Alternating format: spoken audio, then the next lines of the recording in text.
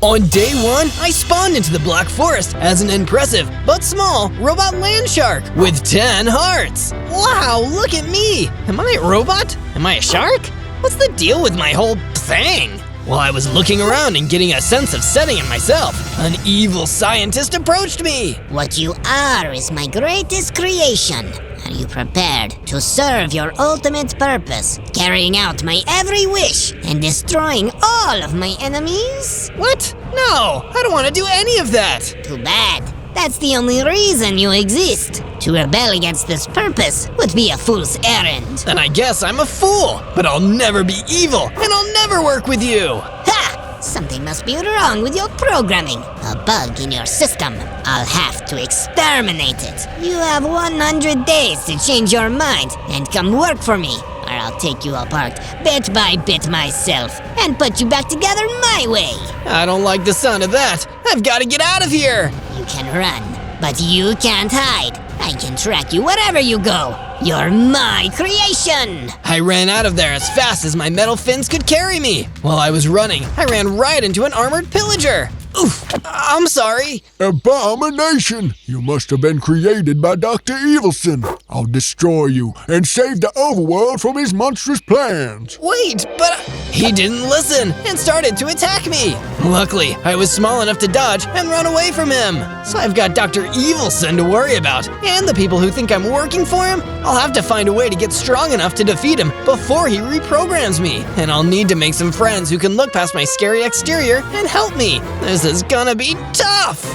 On day 2, I decided to start building myself some shelter. I'll need a base where I can hide out and stay safe from Dr. Evilson and from more of those armored pillagers. First things first, I'll need some wood. Luckily, I'm in a forest. I walked deeper into the Black Forest where I gathered some wood and some apples too. Snack break! Can robot sharks eat apple? I sure hope so. I ate an apple. Looks like the answer is heck yes! Using the wood, I crafted a wooden pickaxe for myself. Then, I took that pickaxe and started gathering some stone. Phew, that was hard work. But now, I've got enough to make some stone tools. I crafted a stone pickaxe and a stone sword too. Now that I've got some tools, I'd better get started on my base. I'll need somewhere to sleep tonight. I found a perfect spot by the ocean. It gave me a great idea what I wanted my base to be. Can you figure out what I'm building? Just as I was building my base, I saw that armored pillager rushing out at me from behind the trees. There you are! Die, Robot Scourge! I'd really rather not. He attacked, but I countered with my stone sword. It was a pretty tough fight, but after some back and forth, I managed to defeat him. Wow, this has been a really big second day of existing. I'd better get some rest. I finished up building myself a comfortable but modest bedroom and went to bed. On day 3, I ventured out to the desert to search for more materials for my base. Good thing I'm not a real shark. This heat would dry me right out. I was exploring my sandy surroundings when a geomancer rushed at me out of nowhere. Hey, what's the big idea? The big ideal is you,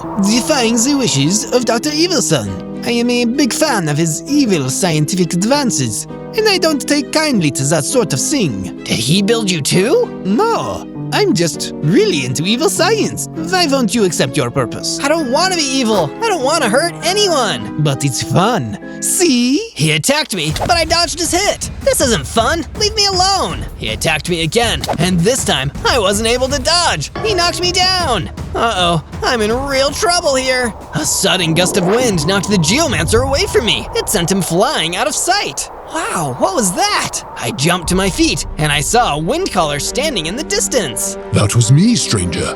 Are you alright? I am now. Thank you. I'm Zozo. My name is Willy. Willy the Wind Collar. I believe I heard you say that you oppose the work of Dr. Evilson? Yes, he invented me, but I don't want to be evil. I want to stop him from hurting people. We share a common goal, my friend. Would you like to work together? No, I'd love to. From day 4 to day 5, I led Willy the Wind Caller back to my base. Oh, I guess you'll need a room to live in here. That would be ideal. Yes! Then I'll build you a room right away. I constructed a small cozy room for Willy to live in while he was staying with me. It'll be so nice to have some company here. I was worried I wouldn't make any friends while looking this scary. I've seen far scarier things in this world than you, Zozo.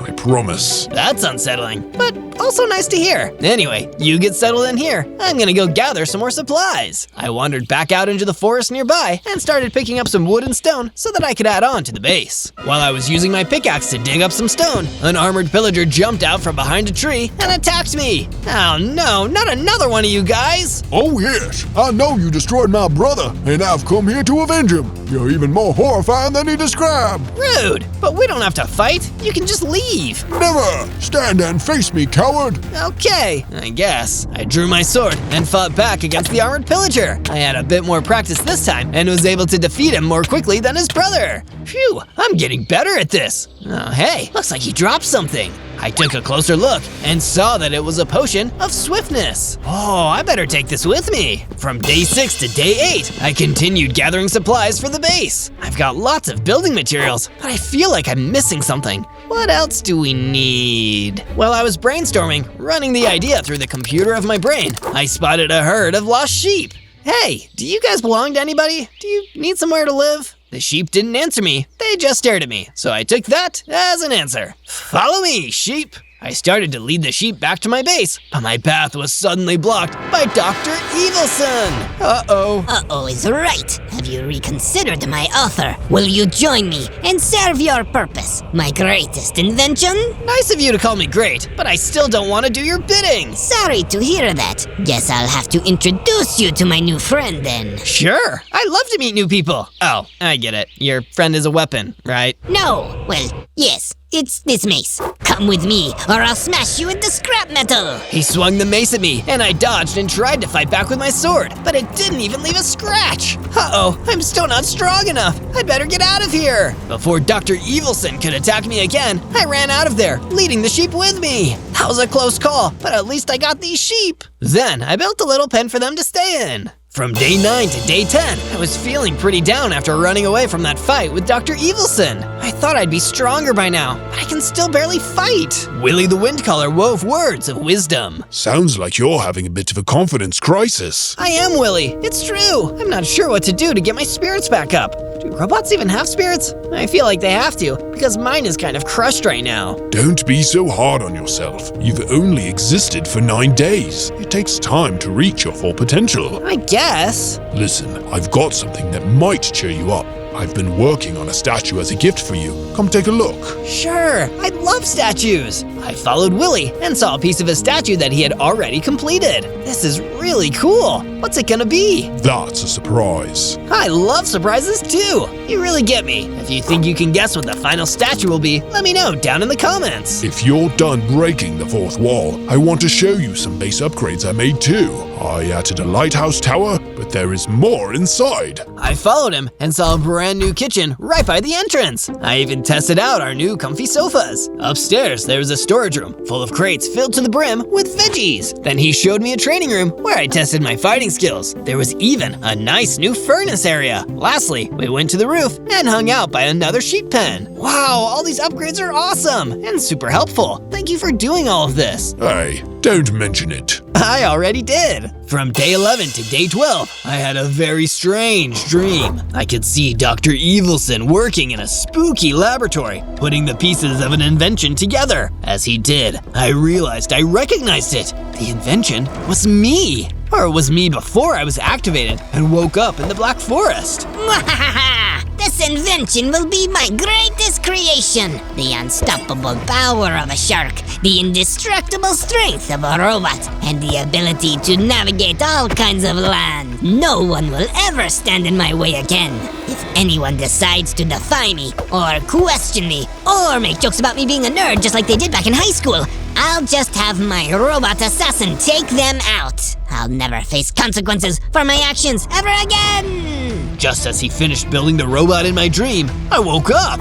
That was wild. It must be a memory from my, well, computer memory. I was right about that guy. He has nothing but bad intentions. I definitely don't want to help him or any of that. I know I was built to be an assassin, but I want to be someone good instead. I just hope I can. From day 13 to day 15, I traveled back to the desert. I need to practice my fighting if I'm gonna have any hope of defeating Dr. Evilson. If any bad guys show up, I'll make sure I'm ready. As I was exploring, I spotted that nasty geomancer who attacked me before. I guess Willie wasn't able to get rid of you for good. You mean that pathetic little breeze? Huh, it takes more than that to keep a geomancer down. How about a sword? I drew my sword and got ready for battle. A robot land shark with a sword?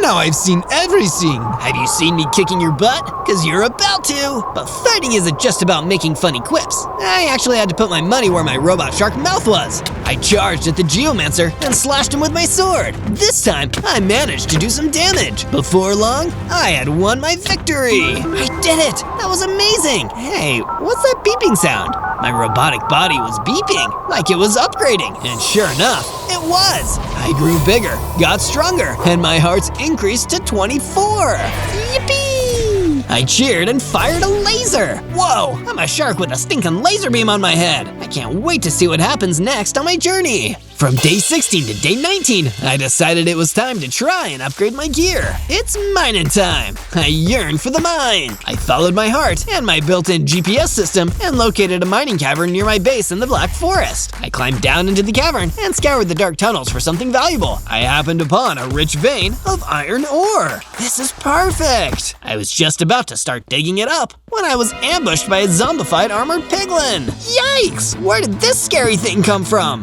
It didn't answer me, it just oinked and attacked. I fought back with my sword, but I wasn't able to win until I zapped it with my new laser ability. That did the job. Phew, now that that's done, I'd better get this iron and get out of here before any more monsters show up. I took the iron ore back to my base, smelted it in the furnace, and crafted an iron sword and an iron pickaxe. From day 20 to day 22, I woke up to the sound of Willie the Windcaller running into my room. What's going on? Zozo, come quickly. Dr. Evilson is outside. I think he's here to attack your base. At least, I can't imagine he has any good intentions. No, I doubt it. I'll be right there. I ran out of my room and was out to the front of the base where Dr. Evilson was waiting, looking evil and menacing as always. What are you doing here? What? Doctors can't make house calls anymore? I'm not sick. Are you sure about that? Maybe you have a computer virus, and that's why you're ignoring your programming. Let me take a look inside your head, and I can fix you. There's nothing wrong with me. I just don't want to do what you want. Now get out of here. This is my home, and you weren't invited. I'll leave if you come with me. Or should I just shut you down and use your parts to make a better robot? I drew my sword and got ready to fight. I rushed at him and attacked. I dodged easily, so I fired my laser at him and it hit. Ouch! So I see you can do at least some of what I programmed. I'm going to tend to this burn, but I'll be back, Zozo. You're my invention. Never forget it. From day 23 to day 26, I was taking a leisurely stroll through the Black Forest near my base when I spotted a book lying on the ground. What's this? Oh, it's an enchantment! Projectile Protection 3! This will protect me from projectile attacks! That's awesome! I'd better take it with me. On my way back to my base with the enchantment, I reminisced about my journey so far. And if you want to see more amazing Zozo videos, make sure to search ZOZO and don't forget to subscribe. Anyway, back to my quest to defeat Dr. Evilson! From day 27 to day 31, I returned home to my base to find Willie waiting for me. Hey, what's up? I added another part to the statue. Would you like to take a look? Sure. I followed him to the statue and admired the progress he'd made. It's looking good. Thank you. But it's missing something. I think it could use a dash of daysight. Oh, now that you say it, I think you're right. I can go get you some. Where is it? If my memory is correct, you can find it in the Dover Mountains. With that, I traveled to the Dover Mountains in search of the daysight. There it is. That was easy. Stop right there. I'm under strict orders to deactivate you and take you apart. Another armored pillager? It's like there's an infinite supply of you guys. We are Legion. Now stand down. I don't have time for this. I fired my laser at the armored pillager and burnt him to a crisp. Now, where was I? From day 32 to day 35, I was gathering the daysight when a conjured slime came oozing toward me. Hey, you're not going to attack me, are you? Hey, what? No way, pal. I'm Stanley Conjured Slime, and you look like the kind of guy who can get someone out of trouble. My friend's been snatched by a skeleton vanguard. We gotta get her back. And and make sure the sleaze that took her sleeps with the fishes. You get me? I think so. Where do the fish come in? Forget about it! You gotta help me or not! Sure, I'll help. Just tell me where to go, and I'll help save your friend. Sweet. You're a good guy, you know that? What's your name, pal? Zozo. Nice to meet ya. Tell you what, Zozo, you saved my buddy, and I'll owe ya a big favor. From day 36 to day 39, I followed Stanley the Conjured Slime's directions to a cave near the mountains. It's pretty dark and wet in there. I can't see too well. How do I know if his kidnapped friend is really in there? That's when I heard a distant voice saying, Kidnapping sure is fun. I wonder when your little friend will pay the ransom. Not that I'll let you go after he does. oh, that's how. That sure does sound like an evil skeleton vanguard. I'd better be sneaky so he doesn't spot me before I can get to him. I tiptoed into the cave, hiding behind some rocks where I could get a better look without being caught. I could see a redstone cube locked in a cage toward the back of the cave. I bet that's Stanley's friend. I watched them from a distance, staying out of sight. Stanley can't afford your ransom, you maniac. He's not one of those slimes that's just rolling in dough. He came from humble beginnings and stayed there. Just let me go and find some other way to make your cash. Nah, I don't feel like it. All I could do was hang back and contemplate my next move. He's got a key. If I can get the angle just right, I can shoot my laser at his hand and knock the key onto the ground. Then I can grab it and unlock the cage. From day 40 to day 43, I snuck out from behind the rock and fired my laser at the skeleton vanguard's hand. Ouch! What was that? He dropped the key, but he also spotted me. I don't recall inviting some RoboShark freak to my crib.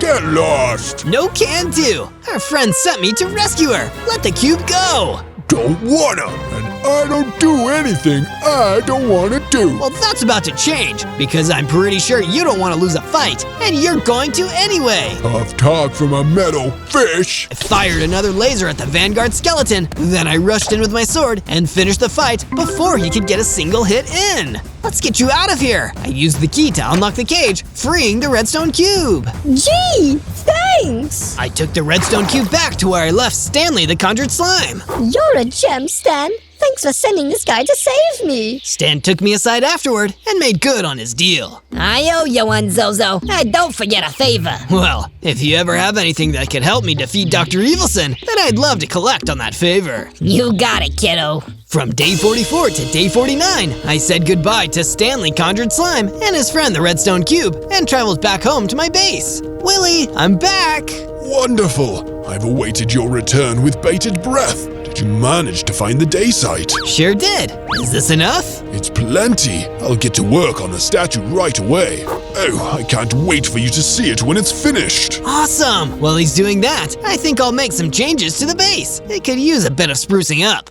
I decided to construct a wall around the perimeter of the base, making sure it was nice and tall. This will keep us safe in case Dr. Evilson decides to come back and finish what he started last time. It took a lot of hard work, but I managed to construct a sturdy perimeter wall. I wonder how Willie's doing with the statue. I'll go check it out. When I found Willie, he was just finishing adding the day site to the statue. That looks really cool. Is it okay that I still can't tell what it is yet? Is it abstract art? Yes and no.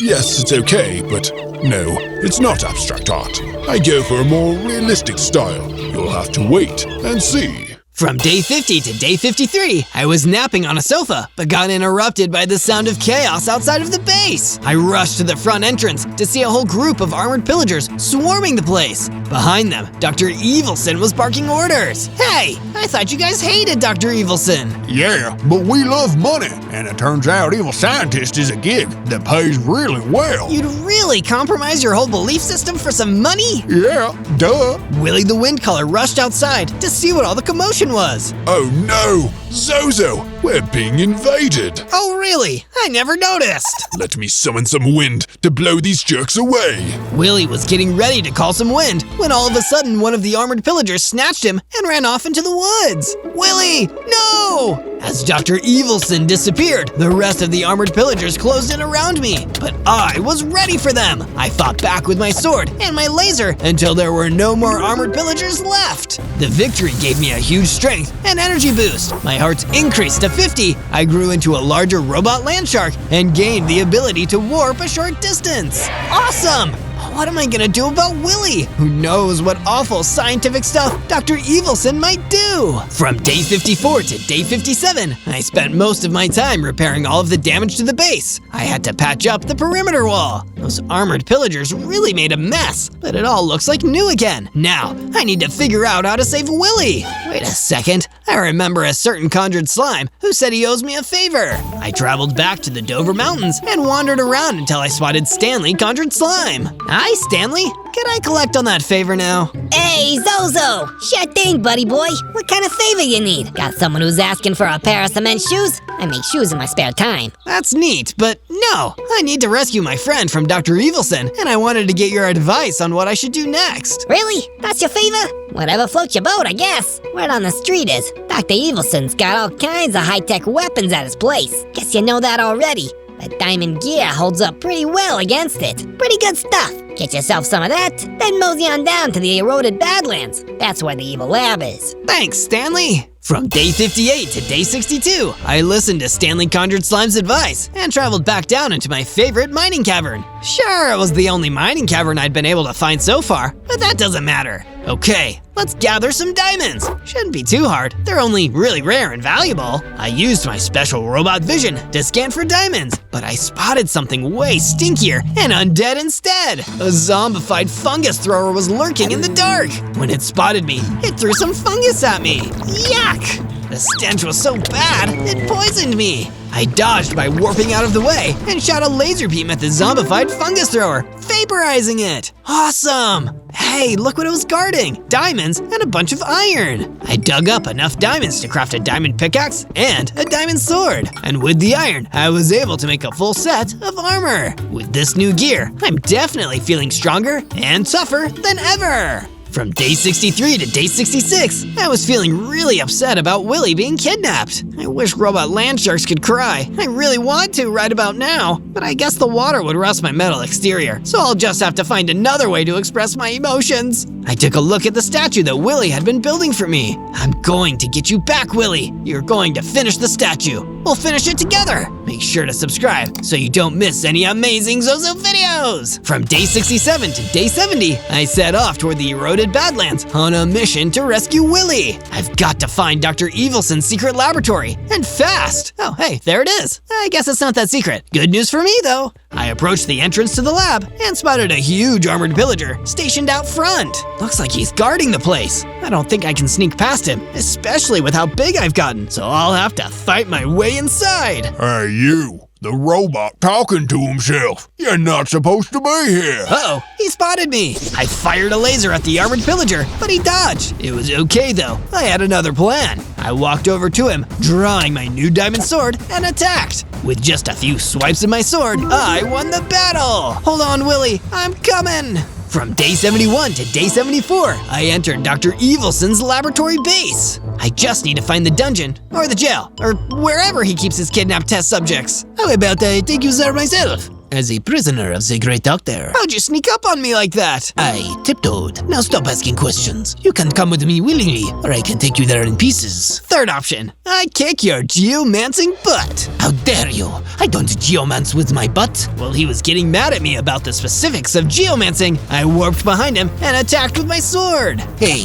that's not fair. You guys tried to destroy my home and kidnapped my friend. I think I'm allowed to do a sneak attack. He tried to attack me, but I dodged and slashed him with my sword again. That successful hit was enough to take him down, and I won the fight! Okay, which way should I go now? Before I left the room, I spotted a chest sitting in the corner. I opened it and found a full set of diamond armor inside. Lucky me! Can I wear armor over a metal body? Let's see. I can! Sweet! Okay, let's go! From day 75 to day 78, I followed the path through the secret laboratory until I found a room labeled Test Subjects, Kidnapped. This must be it. I kicked in the door and ran inside. There, I saw Willy the Windcaller sitting in a prison cell. Zozo, the winds of fate brought you to rescue me. No, my fins brought me here to rescue you. But the end result is pretty much the same, I guess. Where's the key? I need to get you out of that cell. Dr. Evilson took it with him. Is there any way you could break me out of here without it? I can try. I was about to shoot a laser at the bars of the cell when Dr. Evilson came stomping into the room. Ah, Zozo! I see you've decided to join us. Are you here to stay, or are you still allowing foolish bugs in your system, like friendship and heroism, to interfere with your purpose? The second one, except they're not bugs. They're convictions and beliefs. Ah, tomato. Give me the key, Evilson. Heh, you'll have to take it from me. Okay. I warped behind Dr. Evilson and snatched the key away from him before he could stop me. Then, I fired a laser at him to distract him while I unlocked the cell, freeing Willie. Quick, let's get out of here. Let's blow this popsicle stand. What? Huh? Run! Together, Willie and I ran out of there as fast as we could. This isn't over, Zozo! From day 79 to day 84, while Willie and I were traveling back home to the safety of our base, Dr. Evilson was hard at work in his secret laboratory, the smaller, even more secret lab inside of his main secret lab. I hoped to develop this more before testing it on myself. Maybe try it on some unwilling test subjects first, but I'm running out of time. I must bring Zozo into my custody in order to harness his power. So, I'll have to try it now and hope for the best. This specially engineered golden apple should render me incredibly strong and dangerous in combat. Let's see. He devoured the enchanted steel apple and began to transform. He grew taller, wider, stronger. This is exactly as I designed, Zozo. Soon you will embrace your true purpose, whether you like it or not.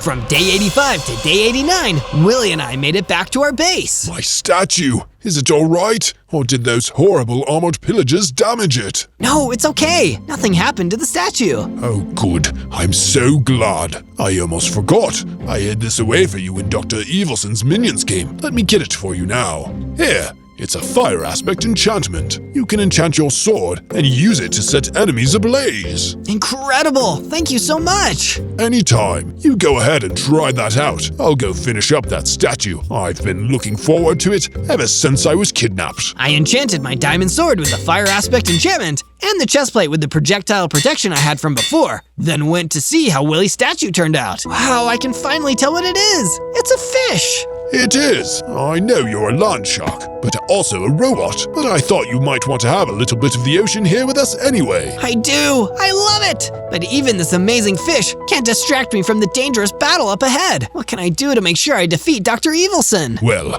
I've heard there's a potion of power hidden in the Dover Mountains, in a cave. I suggest you go and find it before you face Dr. Evilson again. From day 90 to day 94, I traveled to the Dover Mountains to look for the potion of power. Hey, here's a cave. I wonder if it's the right one. Hey, you can't be in here. This is where the potion of power is hidden. That answers my question. Stand down, armored pillager. I need that potion. I rushed at the armored pillager, slashing at him with my freshly enchanted diamond sword and burning him to a crisp. Then I opened the chest and grabbed the potion. This is great! I'll take it with me and save it for just the right moment. When I need it the most, I'll drink it. I just hope potions work on robots. From day 95 to day 97, I returned to my base for the final preparations before my battle. I've got the enchanted sword, the potion of power. Now what? Hey, does Zozo live around here? I've got something for him. Stanley conjured slime. What are you doing here? I know you collected on that favor already, but I found something that'll help you out. And I'm a generous kind of slime fella. Say hello to my little friend.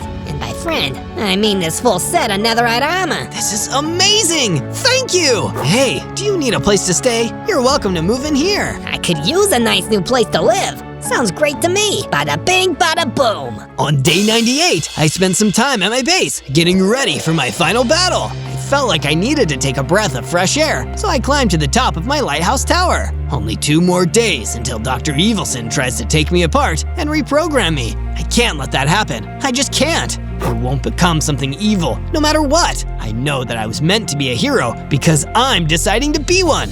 And if you want to see more of my journeys as a hero, you can find more videos by searching Zozo. And make sure to leave a comment about who you want to see next. That might be my next adventure. On day 99, I traveled to the eroded Badlands to finally confront the evil scientist who tried to make me a monster. I'm more than what he wanted me to be. I'll show him and I'll save everyone. As I approach reached the entrance to his evil laboratory, I felt my legs lock up. Uh-oh, is that some kind of mechanical failure? No, my system is fine. Oh, I think I'm just scared. I need a little extra confidence boost. Right, I've got that potion of power. I grabbed the potion of power and drank it in one big gulp. I feel better already. I feel powerful. I could feel the potion's magic coursing through my circuits, making me bigger and stronger than ever before. My heart's increased to 100. I feel amazing, so amazing, I could just scream. So I will. I let out a warden shriek. Whoa, that's a new one. Okay, let's get going. I've got an ultimate battle for good to win. I entered and heard some sounds coming from the distance. I approached the door and kicked it open. Inside, I found Evilson giving a lecture on science. Zero. I knew you'd come here. That's not my name. My name is Zozo. I fired a laser at him, then warped behind him for a sneak attack with my sword. Impressive. You really are the ultimate fighting machine. I designed you well. You don't get to take credit for me. I am what I am because of who I am, because of what matters to me and the people who care about me. I have nothing to do with you anymore. You may have created me, but I define who I am. He rushed at me and I dodged his attack by warping to the other side of the room. That's absurd. I'll have to reprogram you and remove whatever bugs are making you spout such nonsense. You won't get the chance. I unleashed my warden shriek, knocking him backwards. When he was down, I attacked again and finished the battle. No more evil science for you. I'll never be your experiment again. On day 100, I traveled back to my base where my friends were waiting for me. They all waited for me in front of our base. Ah, you guys. If you're back in one piece, that must mean you won! Yay! Congratulations! Unless you weren't reprogrammed to be evil, were you? You have to tell me if you're evil, otherwise it's entrapment. Nope, I'm still me. I defeated Dr. Evilson, so the only one in charge of my programming is me. Stan slithered over to chat with me too.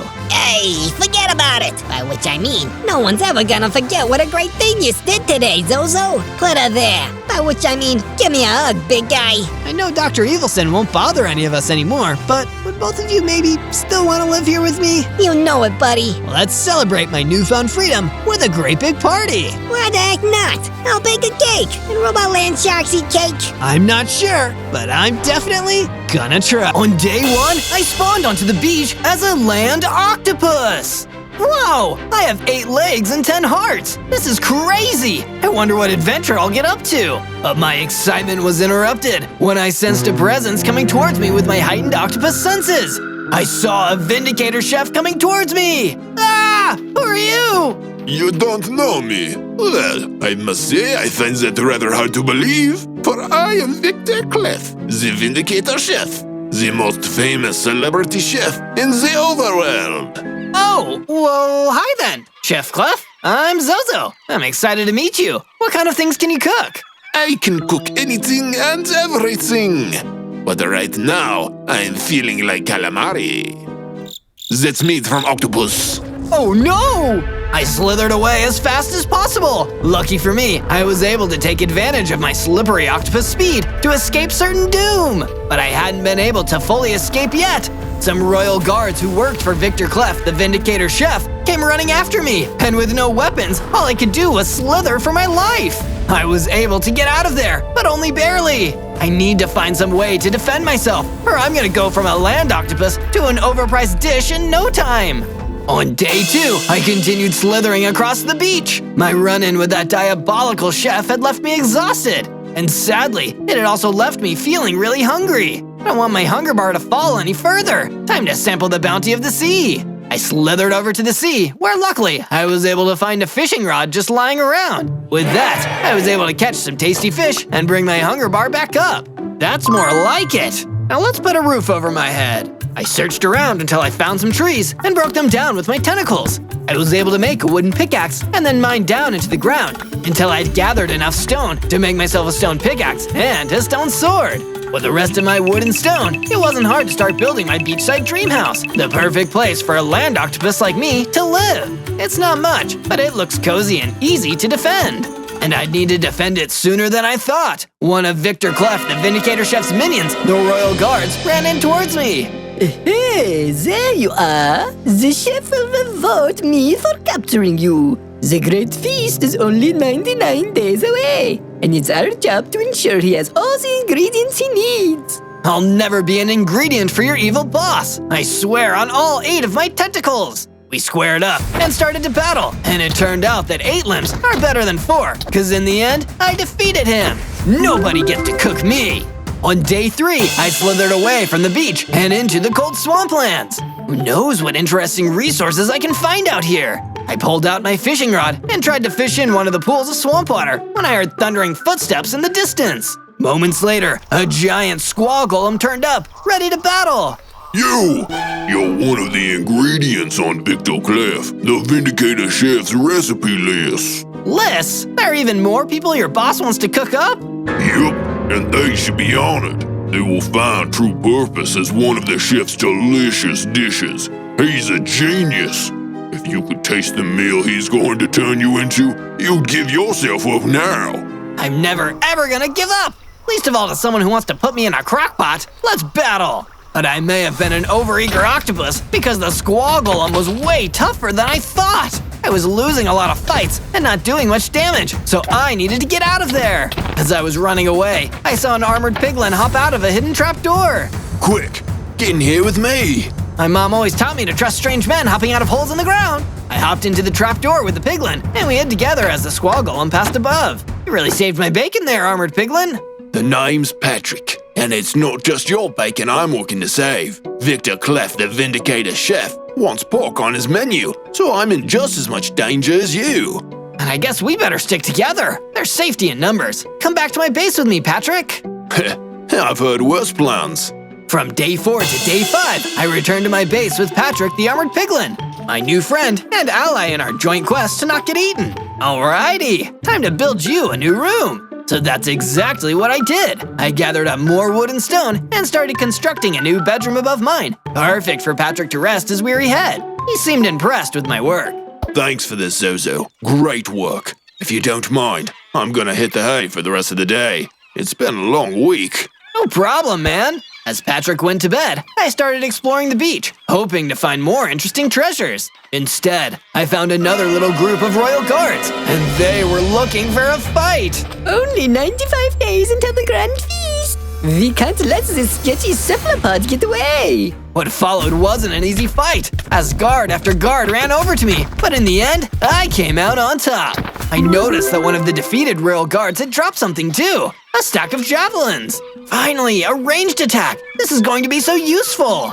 From day 6 to day 8, I was out shepherding sheep. I lured them back to my base, where I built a paddock for them. This will be perfect if I need any wool later. I was wandering the far reaches of the beach again when I encountered something I was a lot less eager to see. Victor Clef, the Vindicator Chef, now carrying a huge, scary machete. Like my new cooking tool, Zozo? It slices my ingredients nice and fine. I figured I'd give you a first-hand demonstration. Maybe not. I think I'd prefer to just take your word for it. Please, Zozo, I insist. Witness a master chef at work.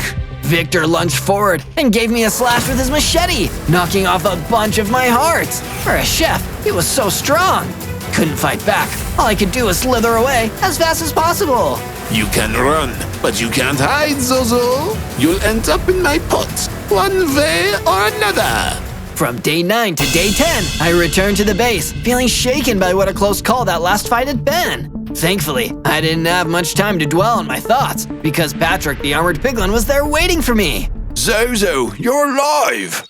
Barely, Victor almost destroyed me. But he didn't. That in itself is amazing. Speaking of amazing, I've been working on a statue for you. Something to inspire you to work and fight hard. Go take a look. So I did. The statue had only just been started, but it still looked so cool.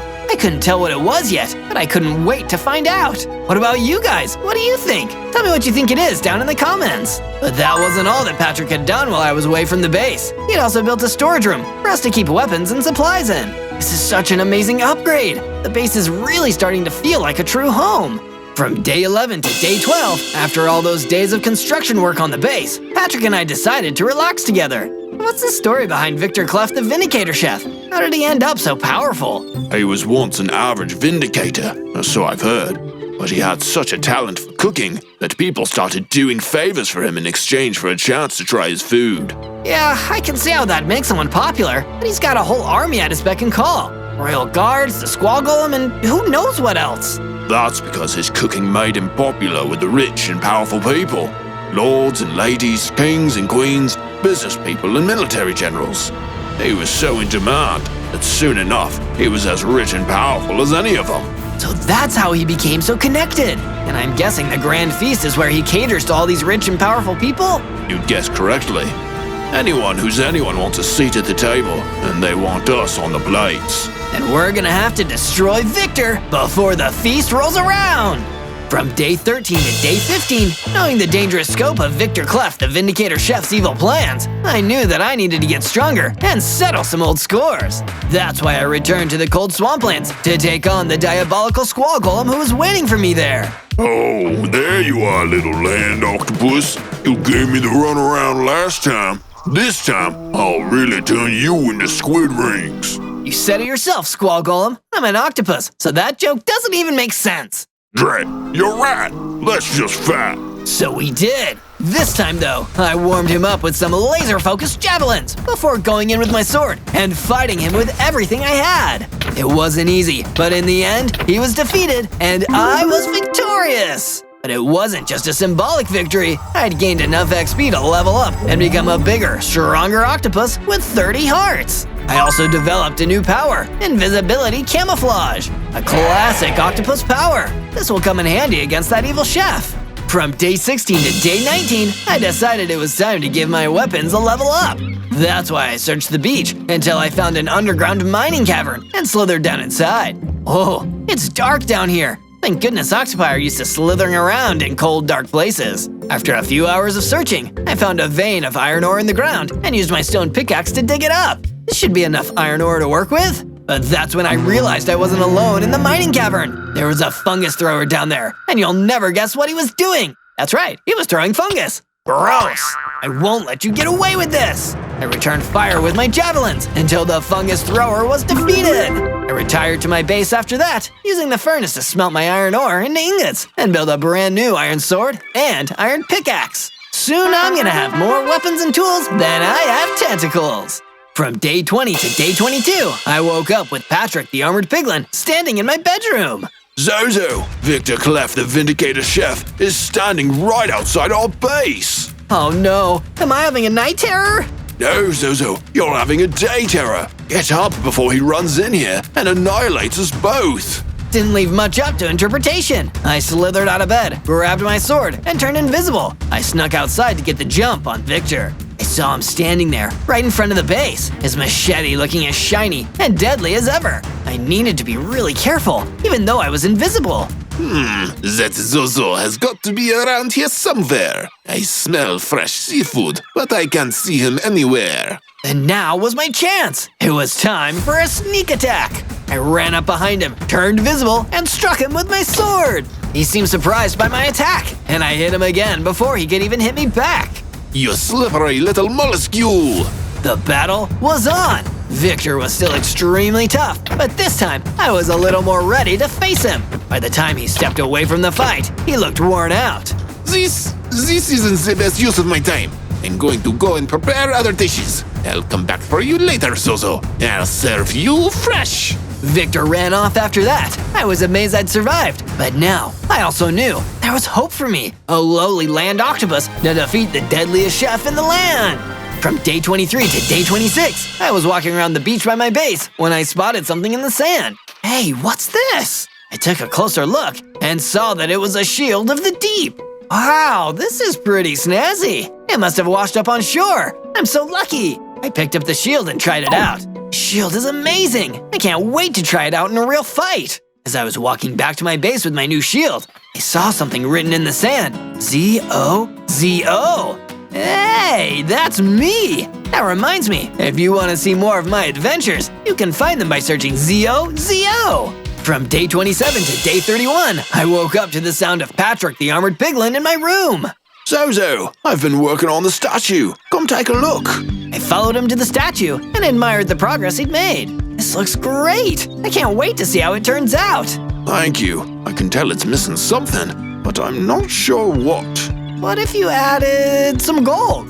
That's a great idea. There should be some out in the dunes. Would you be so kind as to go out and gather some for me? Sure! I traveled to the dunes and started searching for gold. While I was looking around, a group of royal guards spotted me! Look, that evasive octopus is back.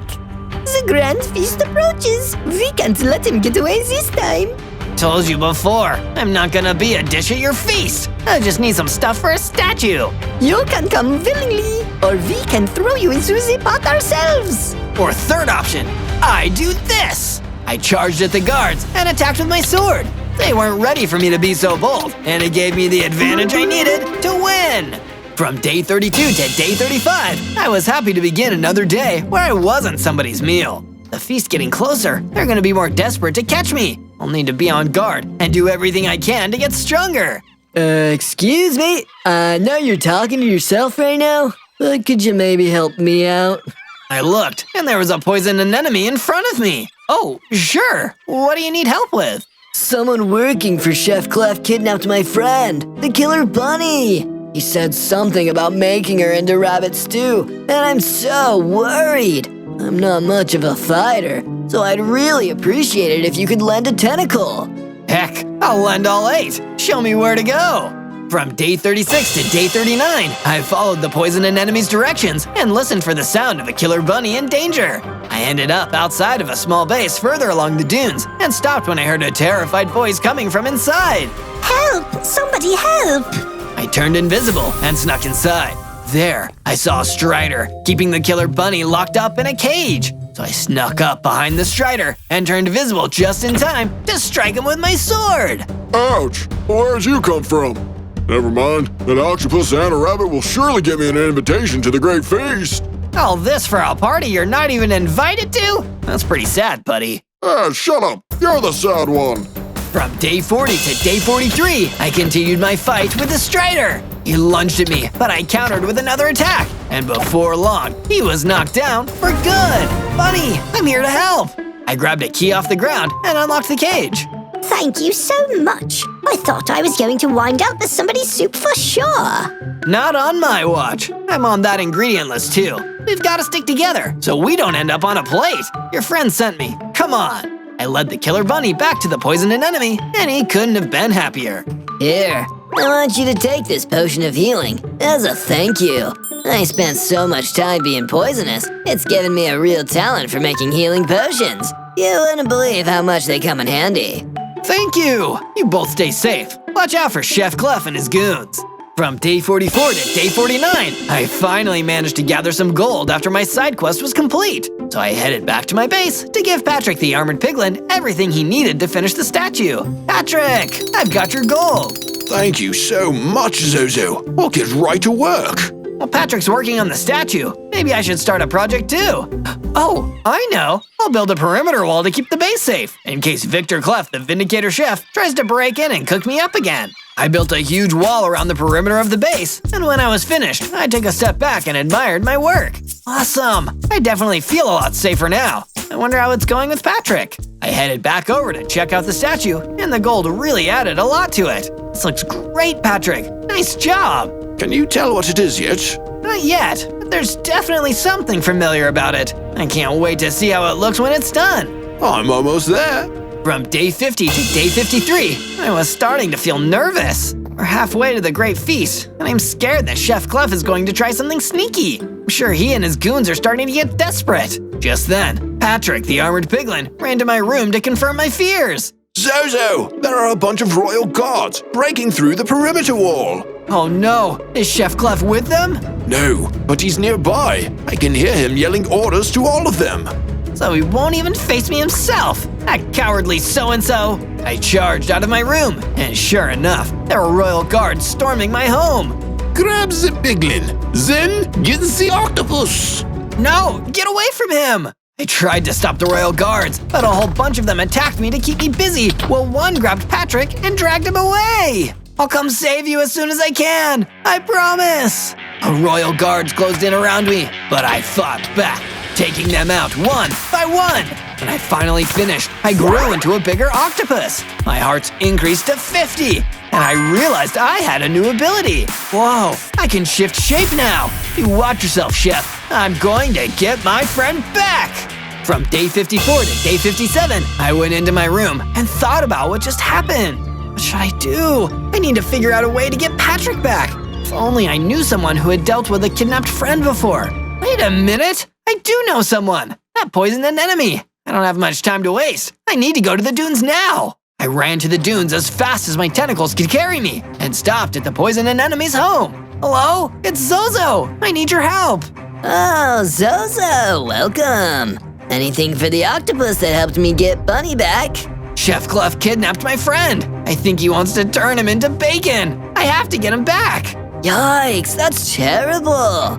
Well, he probably took your friend back to his base. So you'll definitely need to bring your strongest weapons if you're gonna make it in and out of there without getting grilled. Literally. Do you have any diamond weapons? Not yet. Then my advice is to get mining, and fast. Then check the Flowering Grove. I've heard that Chef Clef holds his prisoners in a base there. From day 58 to day 62, I rushed back into the mines. Okay, diamonds, time to get mine.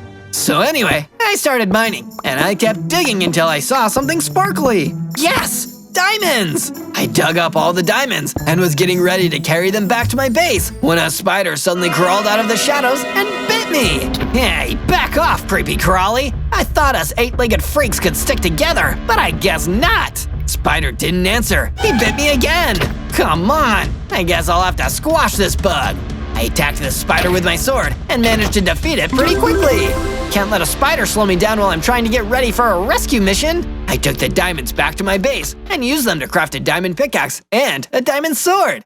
Look at this. I'm so ready to fight Chef Clef now. From day 63 to day 66, I was trying out my new diamond sword and practicing my fighting. I was running all over the base, getting really carried away, and before I knew it, I ended up looking at the statue that Patrick had been working on. Oh, I almost forgot. I made this sword for a reason. I can't forget my mission. I have to go to Chef Clef's base and get Patrick back. He's not gonna want to end up on a banquet table. I won't let that happen. I took one more look at that beautiful statue. Still can't tell what it is, but I'll make sure Patrick gets the chance to finish it. Also, before I forget, make sure to subscribe to the channel for more amazing adventures in Minecraft. Time for me to go and save my friend. From day 67 to day 70, I traveled to the Flowering Grove to try and fight for my friend back. It didn't take me long to spot Chef Clef's base. It was huge and evil looking, and I knew right away that it belonged to a bad guy. I couldn't run right inside. There were royal guards stationed all over the place. I guess I'll have to fight my way in. Oh look, it's that slippery octopus that keep eluding our grasp. Quick, capture him so the chef can prepare him. The feast is only 30 days away. Maybe he can serve roasted pig and octopus. No one's gonna eat me or any of my friends. I don't care what kind of huge feast you have planned. Chef Clef is just going to have to deal with the disappointment. No one disappoints the Vindicator Chef. Perish for your foolish words. With that, the royal guards charged at me. Using my diamond sword, I fought them all until there was no more guards left. Wait a minute, I can shapeshift now. I'll turn into a guard, and no one will know it's me. I shapeshifted into a royal guard and headed inside. I just have to keep walking and look confident. They'll never know the difference. From day 71 to day 74, I was strolling through the Vindicator Chef's base as casually as I could. I even whistled to myself a little bit, just to look like I was extra casual. But a little while into my exploration, a squall golem confronted me. You, God, what are you doing in this area? You're supposed to be patrolling outside and keeping an eye out for that octopus. Oh, I'm on a special mission from the boss. Yeah, that's it. I didn't hear anything about a special mission. That sounds pretty suspicious to me. Say, what's the Royal Guard secret handshake? If you're really a god, surely you know the handshake.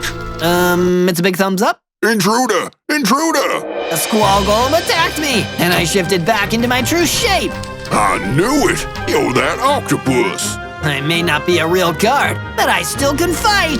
The squall golem lunged at me, and I countered with my diamond sword. I was so much stronger than before. It was big and tough, but I still managed to defeat him.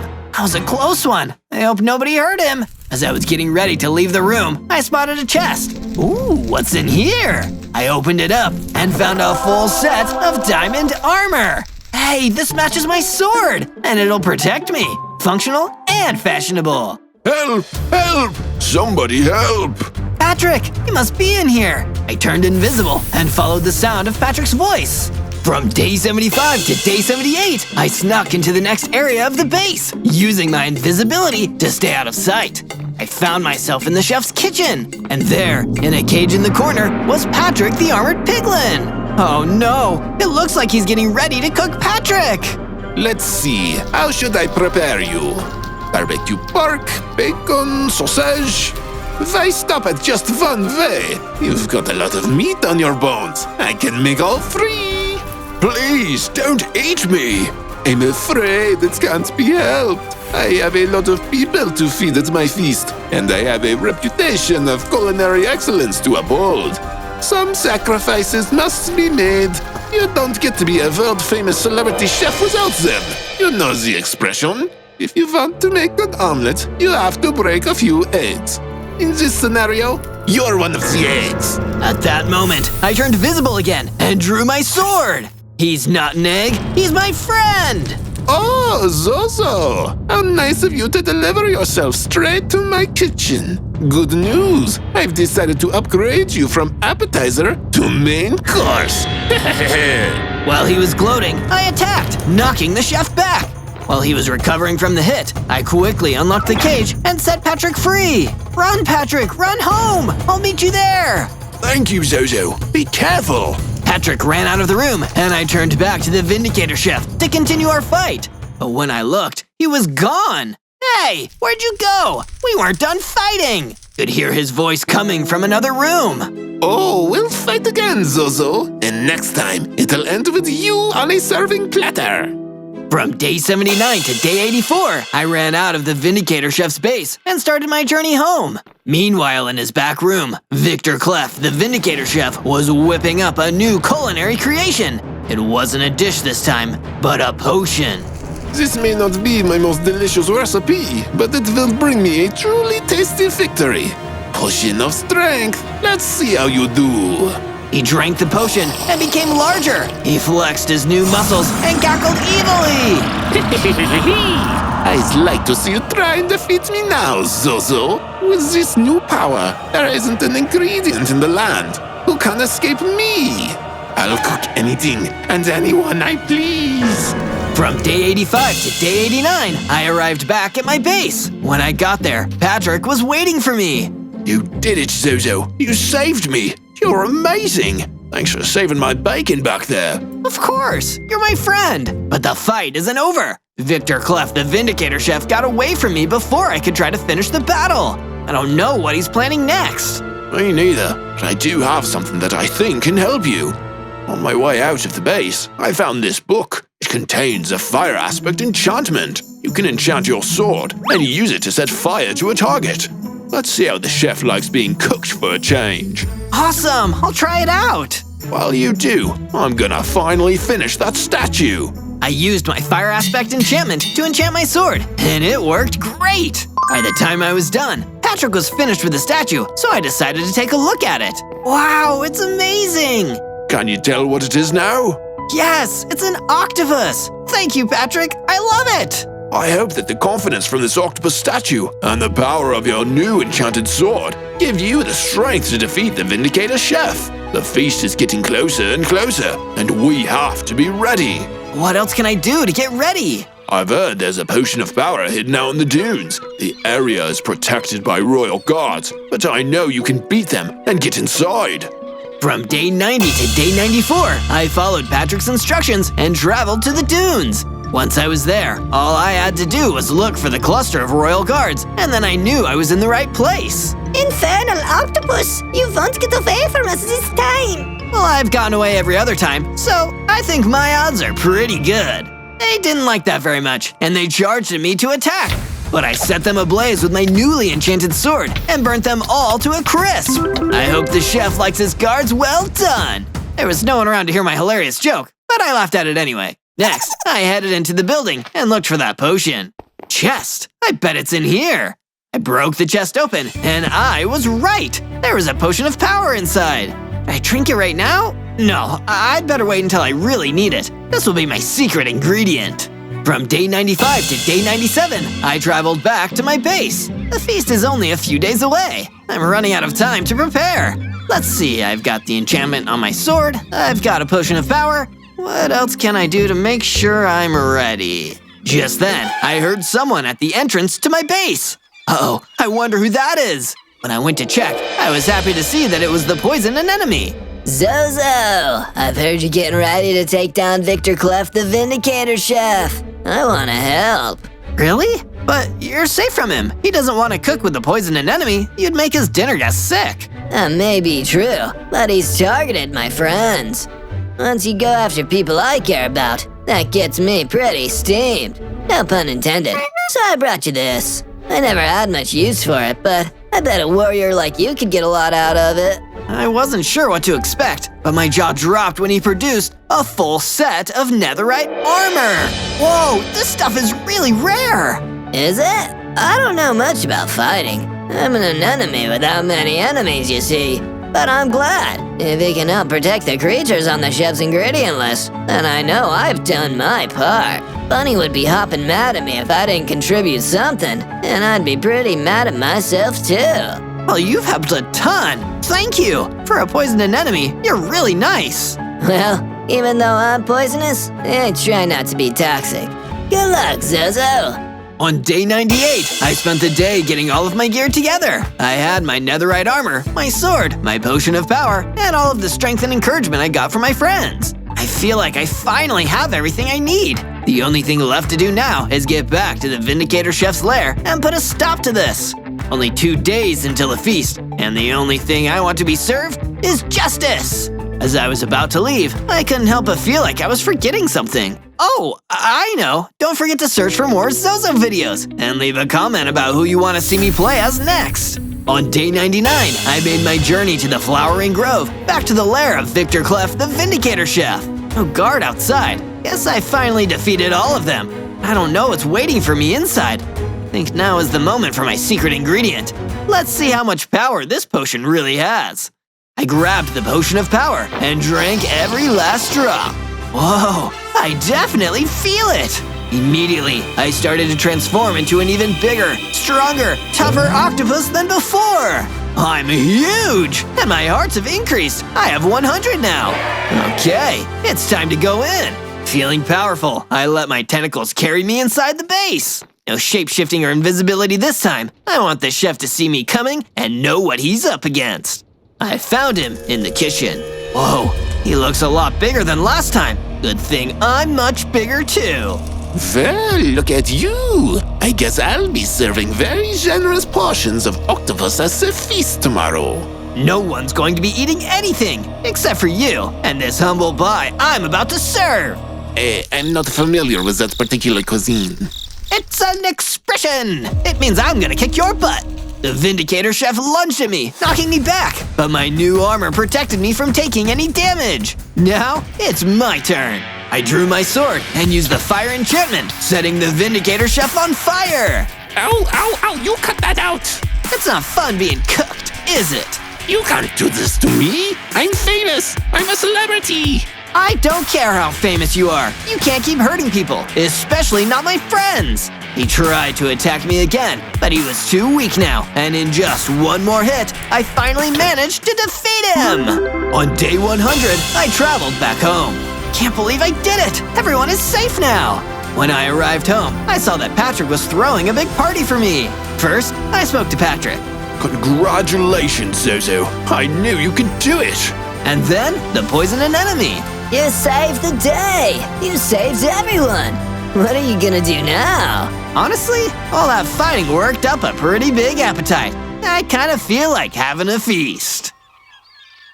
On day 1, I spawned in as a land shark, the most awesome carnivore ever. I'm a real fish out of water.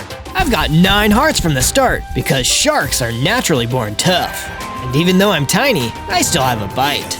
Looking around, I saw that my starting area was a desert. Or should I say, a sea of sand. But there aren't any other sea creatures anywhere. I wanted to go find some fish to eat, so I started swimming through the land in search of a nice meal. Da-dum, da-dum, da-dum, da-dum, da-dum, da-dum, da-dum, da-dum. I eventually ran into another animal, but it was a tarantula. I heard that they were poisonous, so I didn't want to eat it, but it definitely wanted to eat me. That's no way to treat the top of a food chain. Wait, am I even at the top of a food chain? I swam away from the tarantula and soon discovered that I had the ability to dive inside of sand blocks to hide. I stayed under the desert's surface until the tarantula got bored of looking for me and moved on. Then I popped back up out of the sand. I didn't expect other things would try to eat me today.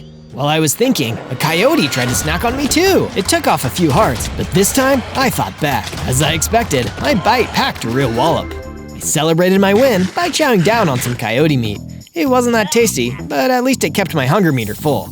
I'd look for something better to eat tomorrow. Until then, I'd take shelter inside of a sand dune. On day 2, I resurfaced and went on to explore the desert in search of materials. At a nearby oasis, there was a grove of palm trees. I bit a few of them down and collected the wood they dropped. Ugh, that tasted gross! This is why I need tools in the first place. I got sick of biting trees pretty quickly, so I crafted a wooden axe to cut down enough of the remaining trees that I could make a complete set of wooden tools. While I was chopping, an octopus fell down from one of the trees. That was definitely the last place I expected an octopus to be. But then again, I was a land shark. What's the big idea? Can't a guy hide in a tree peacefully without getting knocked down? Sorry, buddy. I had no idea you were up there. What is an octopus doing in a tree anyway? It's not safe to wander out in the open out here. There are huge spiders everywhere, and they're looking for me. I thought spiders and octopuses got along. You have so much in common, like having 8 limbs and... that's about it. We most certainly don't get along. And I suggest you find a place to hide too. The spiders out here are looking for sharks too. Sharks like you. So they were hunting me. But why? I've said enough.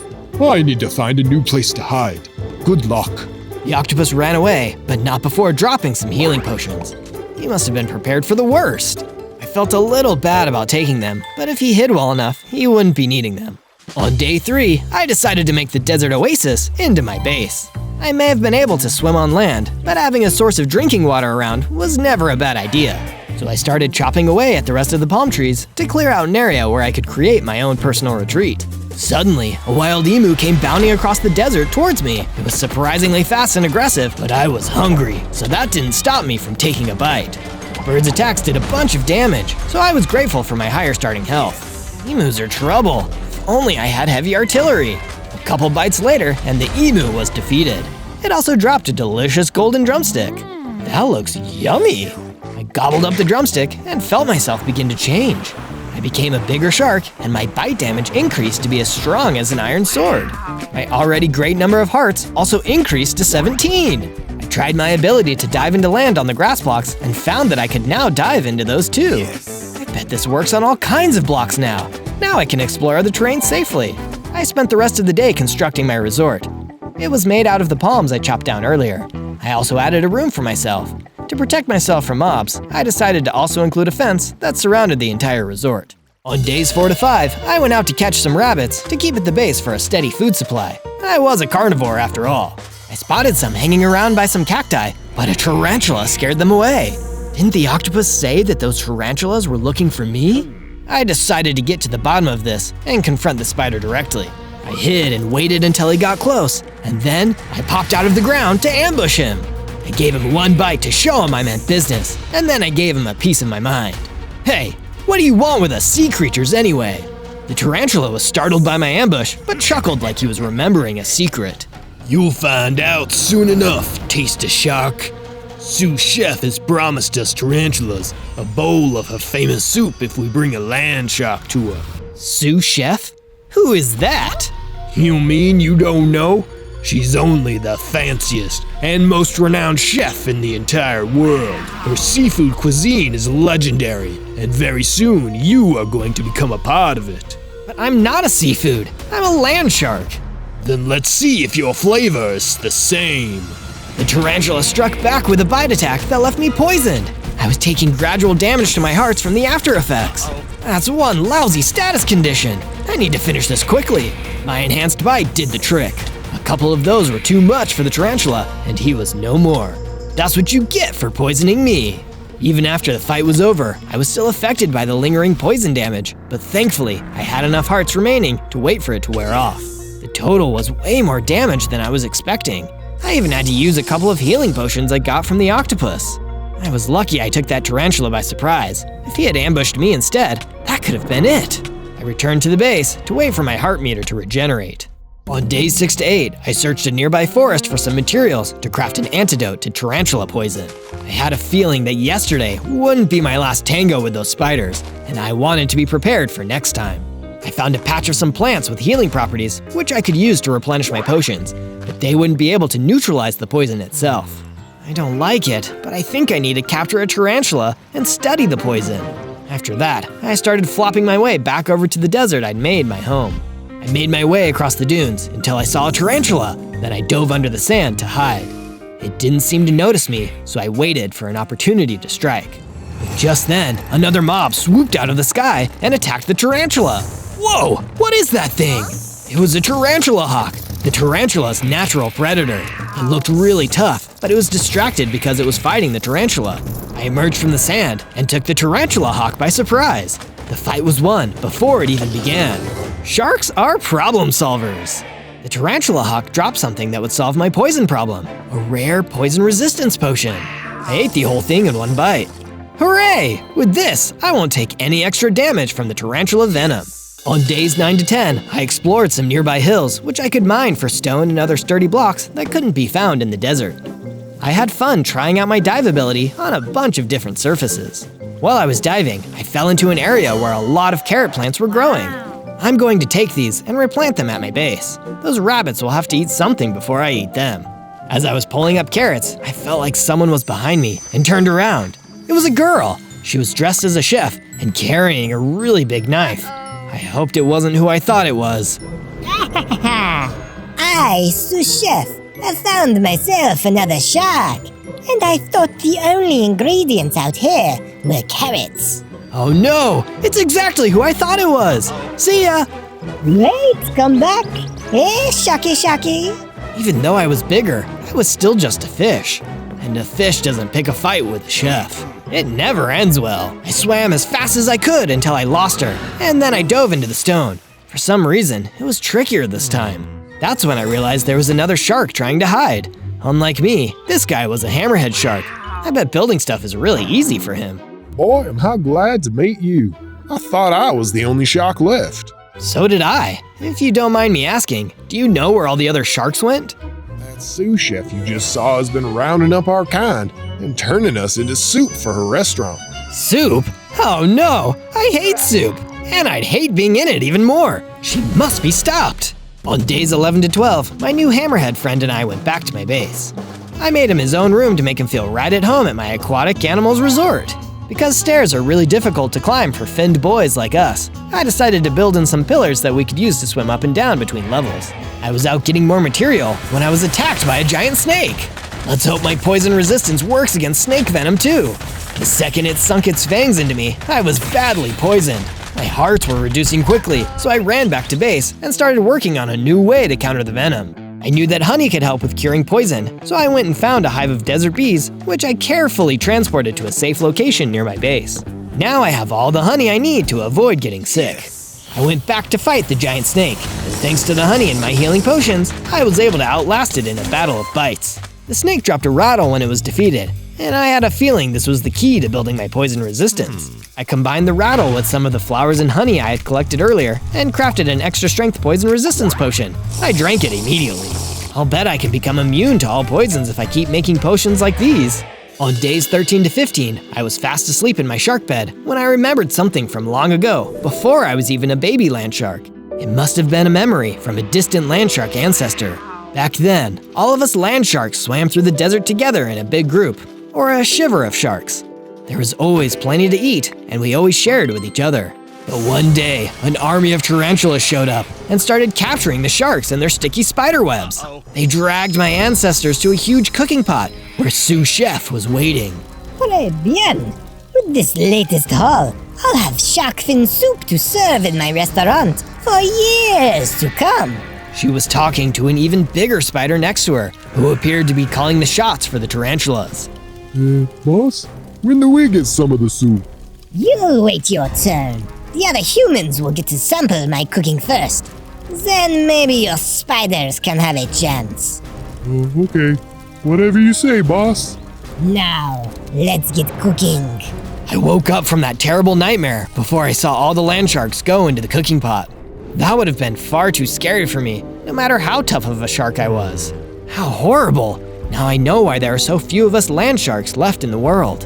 If Sous Chef had an army of spiders at her command, maybe it would be better for Hammerhead and I to keep ourselves hidden instead of going after her. On days 16 to 19, I was searching around the base for Hammerhead and couldn't find him. Hey Hammerhead, where are you? Are we playing hide and seek? There was a note left on my crafting table, so I read it.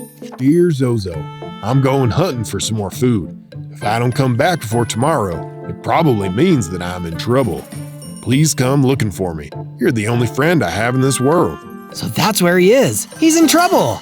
It had been at least a day since the last time I saw him, so going to look for him would be a good idea. I decided to go find my way to this trouble place he mentioned. Sure enough, it turned out to be a town for bandits and outlaws to the west of the desert. This place sure does look like trouble, but if my friend's here, I can't leave until I found him. Hey, Zozo! Hammerhead! You were easier to find than I thought. I said I was in trouble, and here I am. Let's go drink some milk at one of these saloons. I'm paying. We walked inside one of the saloons and saw that there was a fight breaking out between some bandits. It seemed like a group of them were ganging up on one guy. Hey, that's not fair! Leave him alone! Sharks! The bandits screamed and ran away. I guess the sight of a big shark and his hammerhead friend was all it took to scare them off. Thanks for the help, fellow sharks. Huh? You're not a shark, you're a human. That's where you're wrong. I'm a card shark, the slickest card player in the West. Here, have this crown as thanks for saving me. As soon as I put on that crown, I grew up again and had 22 hearts. I also gained a pretty sweet dash attack. Thanks, Card Shark. Did you both come to trouble to hide from Sous Chef? I do know a rumor that you might want to hear. Are we sure we should trust this guy? Let's hear him out before we judge him. There's a legendary poisonous spice called the Chef Bane, which is said to ruin a cooking pot forever. If you sprinkled some of that stuff in her soup, she'd be forced to give up cooking. Then all the sharks would be safe. Wow, and you're really telling the truth? Trust me, kid, I know a thing or two. Even though it had seemed hopeless before, I now believed that there was a way to stop Sous Chef for good. All I had to do was find that Chef Bane. On days 20 to 22, Hammerhead and I returned to our base and found it under attack by those same bandits we scared away in trouble. This time though, there was a whole lot more of them, and they were throwing dynamite. This will teach you nasty sharks not to mess with us bandits. Oh yeah? Well, we're gonna teach you nasty bandits not to mess with us sharks. Right, Hammer? Right. Hammerhead and I worked together and took on the bandits as a team. We fought hard against the crooks, but our teamwork was too much for them, and we took them out. I was feeling so inspired by our teamwork that I had an idea. I should add a statue to the base. Things were coming along nicely, and I made some good progress on the first part. You can sort of see what it might be. I'd need to add some blue materials to get the statue's color palette just right, so I started mining to see if I could find any lapis. It would be a long way down, but I had to start somewhere. Once I gathered some stone, I decided it was time to upgrade my pickaxe. So I returned back to the base, where I crafted a stone pickaxe, which would help me mine much more efficiently. And if you want to be more efficient in finding my videos, make sure you hit that subscribe button and ring the bell so you can find my channel easier. On days 23 to 26, Hammerhead and I teamed up again when our base was attacked by some super tough rock mobs. Uh-oh, those look like straddlers. We were able to defeat them, but their skin was so tough that a bunch of our teeth fell out. Yo-yo, my teeth fell out. Don't panic, friend. They'll grow back. As for the ones that fell out, I decided to craft a bow and make the lost teeth into shark tooth arrows. Time to go spider hunting. I hid in the desert with my dive ability and waited for some tarantulas to pass by. And when they least expected it, I jumped out and sniped all of them before they could even react. Now I can gather all the venom they dropped and make myself even more resistant to poison. I went back to the base and did just that. I had just enough time to drink another poison resistance potion before I heard someone outside asking if anyone was home. I answered it and saw that there was a frilled shark at the door. Pardon me, is this arrow yours? I found it while I was hiding in the desert. Yes, it is. Thanks for returning it. Also, would you mind if I stayed here? I've got no home and there's a chef looking for me. Of course you can. That same chef is looking for my friend and I too. We'll be safer if we stick together. I then added another floor to the base to make sure that frilled shark felt right at home. Then I added some guard towers next to the fence to make spotting incoming enemies easier. On days 27 to 31, I went back to the town of Trouble so I could get some more information out of the card shark. He was willing to do it, but only for a price. I'll sell you this enchanted cookbook for some of your teeth. It'll tell you where you might find all sorts of ingredients, including the chef bane. Just my teeth? You've got a deal, mister. I gave him a full set of shark teeth. In exchange, he gave me the cookbook. I opened it up and saw that one of the first locations listed inside was the Great Pyramid of Pizza. It appeared to be some kind of restaurant for rich mummies. I had a good feeling about what I could find there, so I swam off to the part of the sand sea where it could be found. When I arrived, I saw that the entrance to the Great Pyramid was guarded by a crypt keeper. He was standing next to a sign that said, "No sharks allowed." Yeah, that's not gonna stop me. I fired some arrows from a distance to draw him away from the door. Then I dove beneath the sand so he wouldn't know where I was. When the crypt keeper was looking around confused, I sprung up from the sand and gave him a big bite. He hit me before running back towards the door, but with my dash attack, I was able to bite him again and get inside the pyramid before he could stop me. He tried to follow me in, but I dove into the pyramid blocks and disappeared. He eventually gave up and returned to guarding the entrance. On days 32 to 35, I entered the grand dining hall where the mummies were being served their pizza. I used my diving ability to sneakily make my way around the room. I was hiding under a table when I saw a flying fish on a platter. It looked like he was being served so raw that he was still alive. I decided to ask him if he knew anything. Excuse me, do you know anything about a spice called chef bane? Yep, I've heard of it. Sure wish I had some of it right now, so I wouldn't get eaten. Do you know where I can find some? Quiet down. The celebrity chef is about to make her appearance. Celebrity chef? Oh no! Sue Chef entered the dining hall and rang a bell to call everyone to attention. She had tarantula bodyguards with her. Attention diners, I am Sue Chef, and I will be your celebrity chef this evening. Our special is... She looked down and saw me under the table. Shark soup! Get that rotten shark! Yikes! Sue Chef and her tarantulas ran towards me, so I used a dash attack to catch her off guard. She struck back with her cooking knife and sliced away most of my hearts. I would be sashimi if I took another hit like that, so I decided to improvise. Actually, tonight's special is tarantula salad. The mummies hungrily turned towards the tarantula bodyguards and started to attack them. No, it isn't! Stop this! I made a break for the exit. I hate to dine and dash, but this time I had to. While I was on my way out, the flying fish flew after me. Wait, take me with you. I'm a carnivore too. That's good enough for me. Welcome to the team, Mr. Flying Fish. On days 36 to 39, I convinced the others to let the flying fish stay inside of our base with us. What do you say, fellow sharks? I thought this base was only for sharks who are hiding from the chef. He's a fish, and we're sharks. Won't he be afraid of us? It's fine. He can eat the rabbits we've been farming, and we have plenty for all of us. Once that was settled, I went to my room and consulted the enchanted cookbook that I got from the card shark in order to search for a new location to travel to in my search for Chef's Bane. Let's see here. The Great Pyramid of Pizza was a dead end. Oh, maybe I'll have better luck in the Marshmallow Swamp. Me and Hammerhead then proceeded to do some more work on the statue. The design was really starting to come together, thanks to the lapis lazuli I had been mining. On days 40 to 43, I was on my way to the Marshmallow Swamp when I thought I saw another land shark nearby. Hello there, my name is Zozo. Do you need a place to hide? The mob that I thought was a shark turned around and I realized that he was actually a dolphin, a land dolphin. I'm good, thanks. I was just in the area looking for a heart of the sea.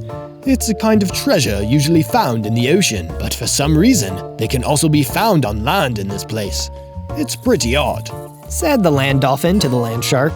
Point is that I did find a treasure chest with a heart of the sea inside, but there was a terrifying mantis shrimp guarding it, so I chickened out. They're all yours if you're brave enough. Thanks for the info, Dolphin. Best of luck in your travels. I went to the place where the dolphin said he found the chest, and sure enough, the mantis shrimp was right there. Mantis shrimps were known for their lightning-fast attacks, so I knew that I had to rely on my toughness. I launched a few arrows before dashing into battle and biting away. The mantis shrimp knocked me back with a powerful strike, which did 5 hearts worth of damage, but that left him wide open. I drank a health potion and attacked him while he was recharging his attack. I did this a few more times before the mob finally fell. Alright, the heart of the sea is all mine. The door to the treasure chest opened up, and I rushed in. When I opened the treasure chest, there were some prismarine blocks inside, along with the heart of the sea. Once I collected them all, I used them to craft a new shield with some of my spare shark teeth. This shield of the deep could provide me with some defense, while also draining health from enemy mobs. On days 44 to 49, I made it to the Marshmallow Swamp. It definitely lived up to its name, as there were white marshmallow blocks floating all throughout it. I took a drink from the black water, and I realized that it was coffee. It gave me a temporary energy boost and increased the distance of my dash attack. There were a bunch of pink oozes jumping around the swamp, so I used them to test out both my enhanced dash and my shield of the deep. Once I was done cleaning up the slime squad, I heard a cry for help from the swamp. It was a platypus. Help! I wanted a drink of coffee, but I started sinking. Don't worry, I'll help you. I dove straight into the coffee and rescued the platypus before swimming both of us to shore. It was unusual for a land shark to be swimming in liquid, but I was very grateful that it all worked out. I, Platric Platypus, owe you my life, Sir Shark. Please, call me Zozo. I'm on a quest searching for a legendary spice called the Chef's Bane. Chef's Bane, You've come to the right place. You may not know this, but we platypi are experts in all things poison. You are? Absolutely. We're venomous creatures too. Chef's Bane is the ultimate in poisonous ingredients, but you won't find any in this swamp. We'll need to go somewhere a lot more tropical. Follow me. With that, Platric began to lead me out of the Marshmallow Swamp. I felt like I could trust him, so I decided to follow him. On days 50 to 53, Platric and I arrived in a tropical region south of the Marshmallow Swamp. I checked the inside of the cookbook and saw that this area was called the Banana Pepper Beach and was known for growing the spiciest peppers ever known. Look alive, Sir Shark. We're on the lookout for a very special purple pepper, which is a key ingredient for Chef's Bane. Purple pepper, Platric. I'll positively peek around every part of this place until I've pointed it out. Say it, don't spray it. We split up and searched for hints of the purple pepper. I ended up at the seashore. Wow, I just realized that I'm a shark who has never seen the ocean. I didn't have time to think about that because I noticed the Crypt Keeper from the Great Pyramid of Pizza running towards me. I guess I interrupted his vacation. We fought, but this time I had my shield. After a few hits, he realized his health was being drained and he ran away. He won't bother me again. A little later, Platric and I reunited. It seemed like neither of us had had any luck finding the purple pepper. We'll keep trying, Sir Shark. In the meantime, have a potion of poison resistance. You'll want to be practically immune when we find it. I gulped down the potion and felt its effect make me even stronger against poison. On days 54 to 57, I returned to base to make some improvements. After swimming in the coffee swamp, I was eager to turn the oasis pool into a more tropical habitat. So I planted some banana trees to spice up the place. With the trees in place, I decided that the pool needed a diving board, so I added that along with some decorations to make it feel far more relaxing. Now I'll be a land shark and a water shark, master of both worlds. Hammerhead, Frilled, and Flying Fish all enjoyed using the diving board too. It seemed like the base was becoming more than just a hideout. It was our home, and we were family. Eventually, Frill came over and approached me. Oh, hi Zozo. Hey there, Frilled. I noticed that you built the Shield of the Deep. It looks like it protects you really well, and I was hoping you could make me one too. I would, but I need to go find another Heart of the Sea. Maybe the cookbook knows where I can find one. I returned to my room to look at the cookbook, but it wouldn't reveal the locations of the Hearts of the Sea. But it would let me know where more mantis shrimp were. It was just a hunch, but I decided to give it a shot. I made my way over to a nearby cave where I figured another mantis shrimp might be hiding. I managed to find another chest like the last one, but this time it wasn't even guarded. Lucky me! I looked inside, and there was another Heart of the Sea! Soon after, I crafted another Shield of the Deep and gave it to Frilled. Thank you, Zozo. Here, I have some serrated teeth I can spare. If you equip them, your bite attack will be able to drain health, just like the shield. It's an incredible upgrade! Thanks, Frilled! You rule! I put those chompers in, and I could already feel more awesome. Or should I say, jawsome! On days 58 to 62, I was making some really great improvements to the statue. It's really starting to come together. Can you tell what it is yet? Just then, I noticed that the base was swarmed by tarantulas. The tarantula leader that I saw in the flashback was there as well, so it looked like this was a planned invasion. But how did they know where we were?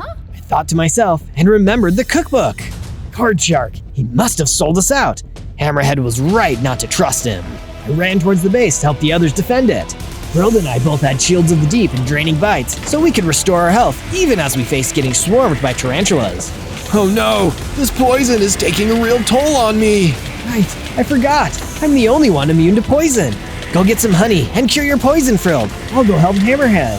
Hammerhead was the one I was the most worried about. He wasn't immune to poison either, and on top of that, he didn't even have a shield.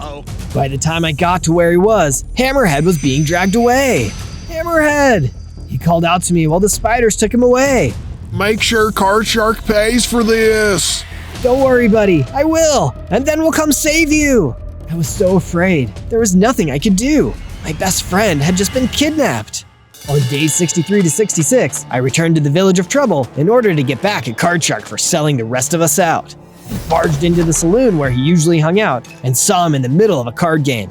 He wouldn't be for long. Hey, Card Shark, I need to talk to you. Yeah, well, if it isn't my old shark friend, I'm surprised to see you here and alive. You know why I'm here. You betrayed us. Now, remember the good times we had. I gave you that cookbook, remember?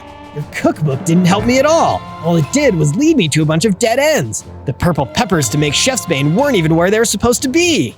Of course they weren't. The Spider King already picked them all, so that no more Chef's Bane could be made. It was part of his deal with Sous Chef, and this is part of my deal with her. He started throwing poker chips at me like arrows. I raised my shield and blocked them. Then I dashed in and gave the Card Shark a well-deserved bite.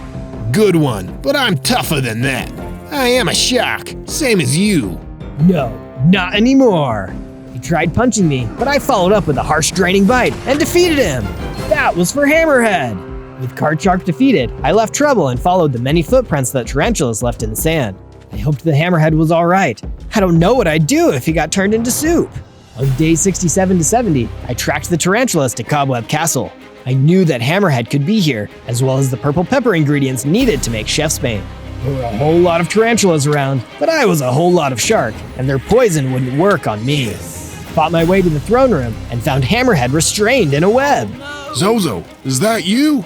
Don't worry, Hammerhead, I'm coming to help you. I moved closer to the throne when suddenly the King of Spiders dropped down from the ceiling. 2 sharks for the price of 1. The boss is gonna be extra happy with me. The boss is never gonna see you again, Spider King. Not unless you get out of our way. Big talk for a silly little shark. Let's go. I leaped at the King of Spiders and started biting his long, scary legs. Ow! Is this what being bitten feels like? Can't believe I've been doing this for years. The jagged shark teeth were too much for him. The Spider King ran off, leaving through a pathway. After that, I freed Hammerhead by shooting an arrow that destroyed the cobweb prison he was in. Hammerhead, let's check where the Spider King ran off to. Maybe the purple peppers are in there. Good idea, Zozo. From day 71 to day 74, Hammerhead and I entered the secret pathway that the Spider King had left through. On the inside, there was a creepy dungeon waiting for us. Whoa, this place looks so spooky, Zozo. I don't want to spend too long here. It'll be worth it if we can find the purple peppers and make the Chef's Bane Hammerhead. We were already too late. The purple peppers were gone, and there was a note from Sous Chef herself left in the empty dungeon. You underestimate me and my minions, Zozo. Did you really think I'd just leave the purple peppers here? Silly little shark. Only a chef of my caliber would know what to do with such an ingredient. I'd say I'm sorry to disappoint you, but it's actually very funny to me. I'll see you at dinner, my dear. Me and Hammerhead were devastated. All this work and risk for nothing. It's okay, Zozo. At least you saved me. Let's go back to the base and figure out what to do next. From day 75 to day 78, I brought Hammerhead back to the base. I didn't want any more spiders to invade us at night, so I put up a new layer of defense. Hopefully a little fire will scare those creeps away. That's when Hammerhead approached me and gave me an enchanted book. What's this, Hammerhead? It's the sharpness enchantment, Zozo. It'll make your shark teeth extra sharp and dangerous. Oh, heck yeah, just what I need. I went inside and applied the enchantment book to my teeth. And I got those extra sharp teeth just in time, because the king of spiders who narrowly escaped in the cobweb castle was back, and he meant business. Time to end this once and for all. As the king of spiders ran in, I lunged forward and chomped him. In one bite, he was finished off, and that made me level up. I grew into a land great white with 25 hearts and the water speed ability, which made me twice as fast in water. Even though I'm a land shark, this might come in handy later. But that wasn't the only thing that the king of spiders dropped. He also had a note, which I picked up and read. It must have come straight from Sous Chef. Once Zozo has been destroyed, find the straddler in the forest. You know what to do. I was starting to get really sick of reading notes from Sous Chef, but at least it could be a valuable lead. From day 79 to day 84, I searched the forest for the straddler. If he was somehow connected to Sous Chef, he might be able to give me some information. Straddler? Straddler? Hello? That's when the straddler emerged out of the forest, looking irritated. Yeah, I'm the straddler. What's it to you?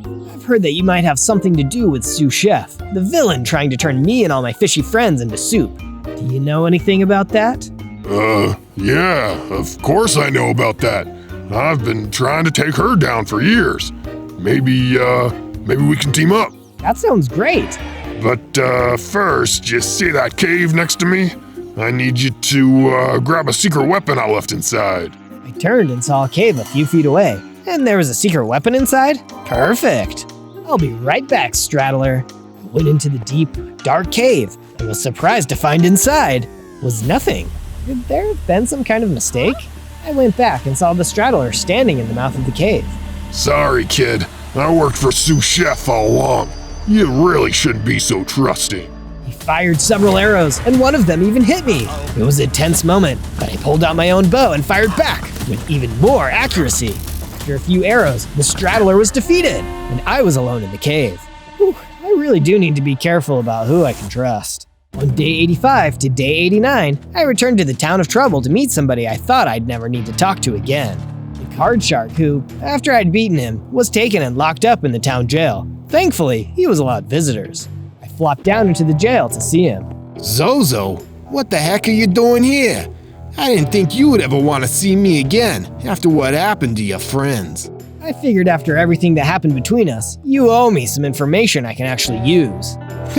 I'm not gonna tell you nothing. How'd you like it if I bit through the door of this cell and asked you a little closer? Okay. What do you want to know? Where can I find and defeat Sous Chef? Find is one thought, defeat is another. You can find her in her kitchen on the Mushroom Island.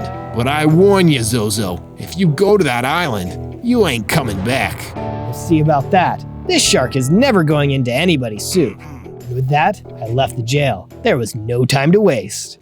From days 90 to 94, I worked on some new items and upgrades to my base. I can't take on Sous Chef without the best of the best of the best. I added a bunch of new upgrades to increase the effectiveness of my bow. Power enchantment that increases damage, and the punch enchantment, which increased the knockback power of my arrows. Hope you like your food spicy, Sous Chef. And also, to give myself a little extra boost, I made myself a few potions. A potion of healing, a potion of regeneration, and a potion of swiftness. And sharks aren't exactly fast, but this should offset that. I'm sure to win now. On day 95 to day 97, I finished the statue, a giant blue land shark, just like me.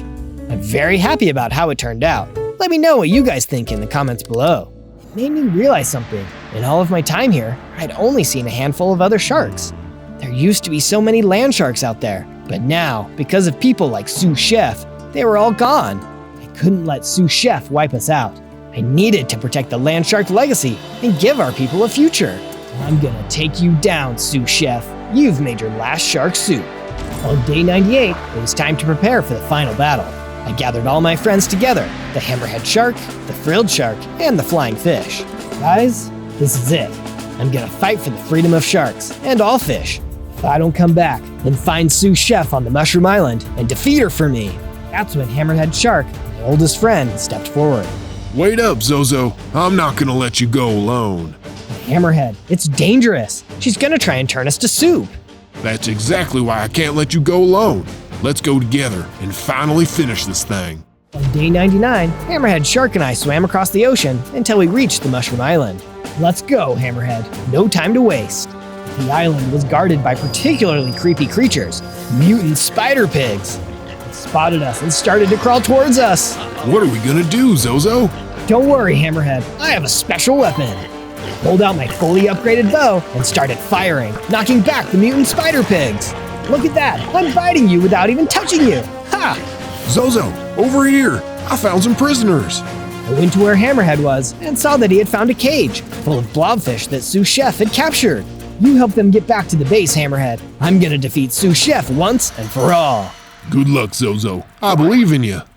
On day 100, I continued alone across the Mushroom Island, looking for Sous Chef and her evil lair. Along the way, even more mutant spider pigs started rushing towards me. I used my upgraded bow to quickly dispatch them and clear the way. Will you guys get out of the way? I'm looking for your boss.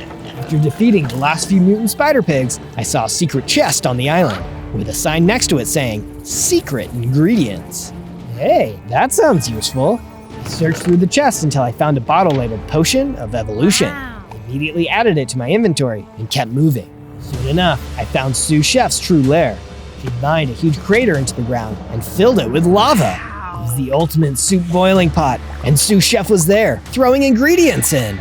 Welcome, Zozo. You're just in time. I've been working on the ultimate soup, but it's been missing something. I think it could really use a little shark to really make it pack a punch. Oh, I'm here to pack a punch, Sous Chef, but it won't be in your soup. Sous Chef started to laugh at me, and as she laughed, she grew bigger and more powerful. She also equipped a huge diamond sword. This must have been her final form. Big talk, but nothing to back it up. You don't even have the chef's bane. How could you possibly stop me? Things have changed, Sous Chef. I used to want the chef's bane. Now, I am the chef's bane. I remembered my friends and got a surge of power and started to grow and change. I wasn't a land shark anymore. I was Land Megalodon, the biggest and most powerful shark in history, with 30 hearts. You wanted shark? I'll give you more shark than you can handle. I lunged at her. She tried to hit me with her diamond sword, but her sword was nothing compared to my razor-sharp megalodon teeth. Ouch! I was meant to eat you. You're not meant to eat me. She tried to hit me, but I kept lunging forward and biting her. Sous Chef was stumbling backwards, losing her balance. You look a little tense, Sous Chef. Why not take a dip and cool off? With one more push from me, Sous Chef fell backwards and landed in her own soup. She was finally finished. I threw the Potion of Evolution into the fiery pit, which caused it to level up and change into obsidian. Now no shark will ever be cooked here again. With Sous Chef gone, I returned back to my base, where the hammerhead shark, the frilled shark, the flying fish, and the blobfish were waiting for me. Want to head out for a meal to celebrate our victory? Sure, anything but soup. Day 1, I spawned into a cave full of wolves as a devil golem. That explains my devilish charm.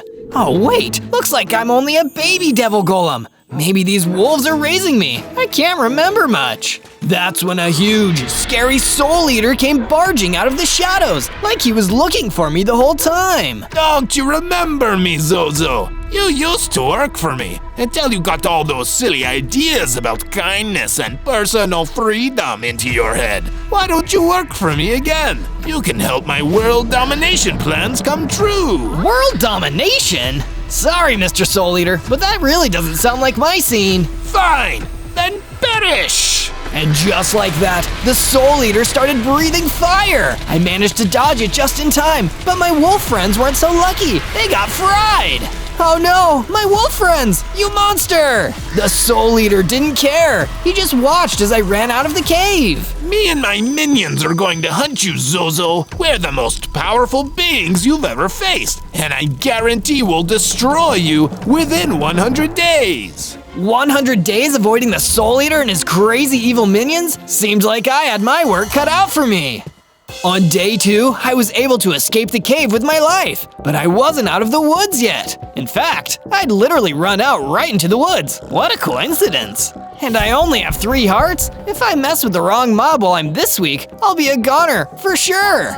So imagine how I felt when a djinn, a powerful magical creature, flew out of the trees and started attacking me. You don't normally find djinns in overworld forests, so he must have been one of the evil Soul Eater's minions. Can't you guys leave me alone? I don't even know what's going on yet. There's something wrong with all of my memories. But the djinn was no talk, all action. He started attacking me with his extreme speed and magical abilities. I didn't stand a chance against him. But just as I was about to give up hope, a glowing wisp suddenly appeared behind me. She seemed almost as frantic as I was. Quick, tell me, are you a good devil golem or an evil devil golem? I'm really trying my best to be a good one. Correct answer, stranger. As the djinn prepared another attack, the wisp grabbed a hold of me and teleported me out of there.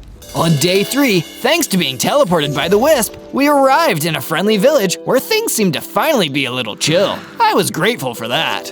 Thanks for saving me, Miss Wisp. I'm Zozo. What's your name? I'm Windy Wisp, and there's somebody I need you to meet, Zozo. Windy Wisp led me through the village until we found the biggest building in town. There was a Viking villager named Eric waiting outside for us. Eric, I found one! A good devil golem, just like you said. Eric seemed impressed. Do my eyes deceive me? All this time, I thought creatures like you were a myth, but I was wrong. Wait, I'm a little confused here. What do you mean, creatures like me? Dark magic entities, devils, they all work in service of the Soul Eater, and until now, I believed that they had no choice in the matter. But you, Zozo, you have proven that it's possible for even devils to choose to be good. But what does all this mean? It means that you are a symbol of resistance, my boy. Perhaps, in these extremely important next 100 days, you can lead the charge to defeat him, once and for all. What do you say, Zozo? Do you accept the call? Of course I do. Somebody's gotta teach that meanie some manners.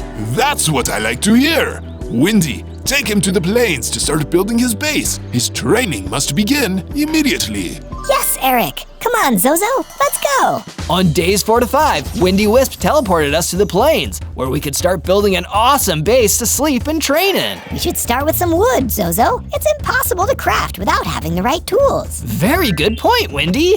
I used my tough devil golem fists to break down some trees and gathered enough wooden blocks and sticks to craft myself a wooden pick. This is pretty cool, I guess, but I think we can do a lot better. Using my wooden pickaxe, I started mining and gathering up some stone and other materials for the house. After that, it was easy to make myself a set of stone weapons and tools. Hey, that's more like it. It's building time, baby. I used some of my gathered wood and stone to start putting together a nice mansion. Of course, it had bedrooms for both me and Windy Wisp, so we'd have places to sleep. She was so grateful for the help, she wanted to give me a gift. This is a potion of strength, Zozo. I brewed it with my wisp magic, and I think drinking it will help you on your quest. That's awesome, Wendy, thank you. I guess the only thing left to say is, bottoms up.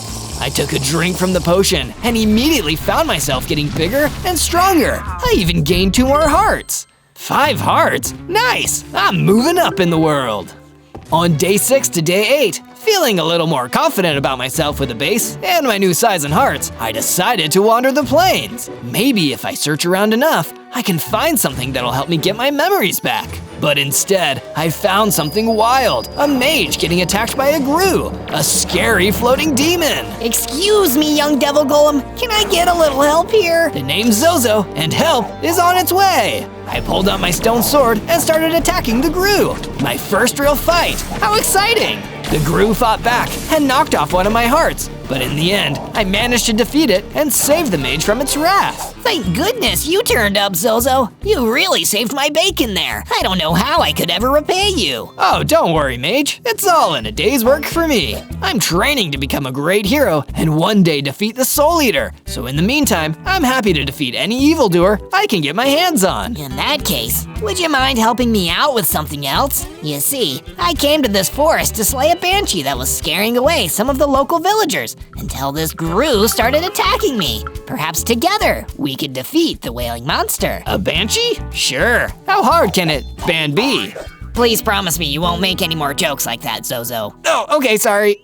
On day 9 to day 10, Mage and I traveled to the forest to look for the Banshee. How do you know when we're getting close? Oh, you'll know. I was about to ask him what he meant when I heard the loudest scream I'd ever heard. Let me guess, that's the Banshee. What was your first clue? I wanted to make a joke, but before I could, a Banshee came flying out of the trees, right towards us. It was shrieking all the way. I wanted to run, but I knew I had to be brave and stand by my new friend. I drew my stone sword and got ready for a fight. Mage and I tried our best, but the Banshee was much stronger than I expected. It knocked me down, then knocked the Mage into a tree, and I knew we were outmatched. Let's get out of here! We ran away from the Banshee before it could do any more damage. Dang, I was hoping the two of us together would be enough. I guess I have to get stronger first. In the meantime, you can stay with me at my base. You'll be safe there. Thank you. On day 11 to day 12, I returned home with Mage. I made sure to build him a room there, including a crafting bench and a chest. Thank you for the help and the hospitality, Zozo. Absolutely. Now that we're somewhere safe and we can rest, I was wondering, do you know anything about the Soul Eater? I know that he doesn't take kindly to his former employees leaving him for the side of good, which, as I understand, you did? Apparently, and now he and his minions are hunting me. Well, he's a nasty piece of work, and I don't know anyone who wouldn't like to see him finally taken out. If you need help, I'm on your side. Thanks, and I'll help you too. Once I'm stronger, we'll get that Banshee. After Mage and I talked, I built some bookcases for the base. Mage brought me a book to add to the bookcase, and I found an unbreakable enchantment inside. Great, this'll make my weapons stronger. Thanks so much. To finish out the day, I built a chicken coop and herded some chickens into it. Finally satisfied with the job well done, Mage and I both turned in for the night to get some sleep. From day 13 to day 15, I wanted to find new ways to get stronger so I could help with the Banshee and eventually defend myself against the Soul Eater. So I went to Wendy Wisp for some advice. Well, I think getting more fighting experience is always a good way to get stronger. Maybe you should make a new weapon, too. Something you can use to fight from a distance. Great idea! So I went out and gathered some wood and string and used them to craft myself a bow and arrow. Now it's time to take this thing out for a spin. I needed to try out my new weapon somewhere full of the biggest, baddest enemies possible. I know, I'll go to the Badlands. I ventured out to the Badlands and spotted Sudaramu, the giant scorpion, and one of the Soul Eater's minions, picking on a bunch of smaller scorpions. Hey, cut that out! As it turned to rush at me, I shot it with an arrow. It hit, and it actually did some damage. Awesome, Wendy was right. This thing is great. I fired some more arrows, and before I knew it, I defeated Sudaramu. The little scorpion scattered and ran away. A thank you would have been nice, but I didn't blame them for wanting to get out of there as fast as possible. Hey, looks like that giant scorpion dropped something. It was a subscribe to Zozo. Wow, I feel stronger and smarter already. I even gained 2 hearts. From day 16 to day 19, I decided to explore the area around the Badlands. I came across a cave I hadn't seen before. Cool, I wonder if there are any good materials in here. Once I entered the cave, however, I got a really bad feeling. Uh-oh, something isn't right here. Even though I was feeling nervous, I spotted a chest and decided to open it. It was full of netherite. Oh, cool! I've never seen this stuff before. How'd you get in here? This cave belongs to the boss. I was ambushed by a wildkin. Do you work for the Soul Eater? That's right. You shouldn't have decided to come in here. Now you'll never leave. He rushed me and started to attack, knocking me into the cave wall. I got him a few more times, and before long, I had managed to win the fight. Hey, wait a second. If this cave belongs to the Soul Eater, and it's full of netherite, I bet that means he's from the Nether. From day 20 to day 22, I started the journey back to my base. I couldn't wait to tell my friends about the battles I'd won while I was gone. On the way, I trained myself a little more on a group of spiders that attacked me. I defeated them easily. I really am getting stronger. After I defeated the spiders, I found some iron, which I made sure to pick up and take home with me. Once I made it back to the base, I smelted the iron and used it to craft some iron armor, an iron sword, and an iron shield. I finally feel ready to go back and face the Banshee again. Mage is going to be so excited. I traveled back to the forest where I first saw the Banshee. Just as I realized I was getting close, the Banshee flew at me and screamed. Luckily, I had my new armor to protect me. I pulled out my new iron sword and started swinging. This time, I'm ready for you.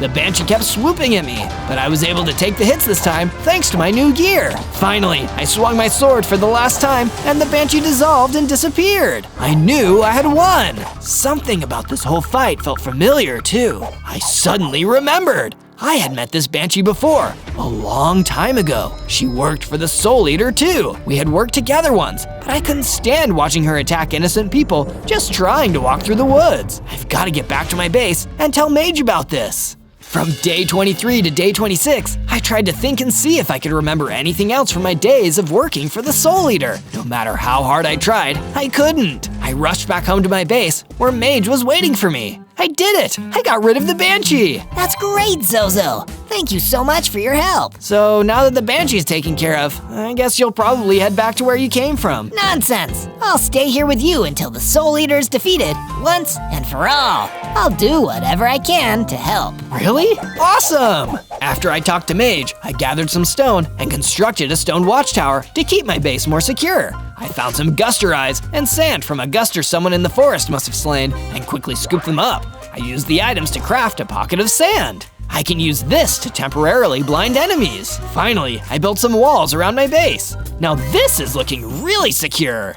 From day 27 to 31, I decided to keep exploring and see what else I could learn about the Soul Eater and my bad old days working for him. My journey took me all the way to the beach. Wow, look at all the sun and sand and that beautiful ocean. I'd love to kick back and relax, but I don't have time for that right now. Gotta keep moving. As I was walking, I saw a horseshoe crab flipped over on its back. Hey, let me help you with that. I flipped him back over. Gee, thanks so much, stranger. Of course. Do you need a safe place to stay? You can always go to my base. That sounds amazing. I told them the way to go and sent them on their journey. Then I continued onward. Along the beach, I found a shark tooth. Neat, I can use this to craft shark tooth arrows. With my new materials, I headed back to my base. Once I was there, I put up some decorative banners to make the place feel more festive for the new residents. Pretty spiffy if I do say so myself. Sorry to interrupt your decorating, Zozo, but I need some help. Eric's in trouble. His village is under attack. Oh no, there's no time to waste. Let's go right now. From day 32 to day 35, Wendy and I rushed to the village to see what was going on. We arrived to find the place in ruins, filled with reavers making trouble. Oh no, they work for the Soul Eater. This is terrible. Luckily, we're here to help. I took out my bow and started firing arrows at the reavers, taking them out one by one. I was doing my best, but I definitely needed some help. Thankfully, Eric came running up to join the fight. I was so busy fending off the reaver who was attacking me that I didn't notice two reavers sneaking up behind Eric. By the time I noticed, it was too late. They both swarmed him and knocked him down. He didn't get back up. Eric, no! I rushed up and defeated the reavers that knocked him down, but Eric was already gone. There was no time to mourn. I had to take down the rest of the reavers. I finished up the fight and looked at the wreckage of the village. I couldn't save him. You did your best, Zozo. Don't blame yourself. Blame that evil Soul Eater.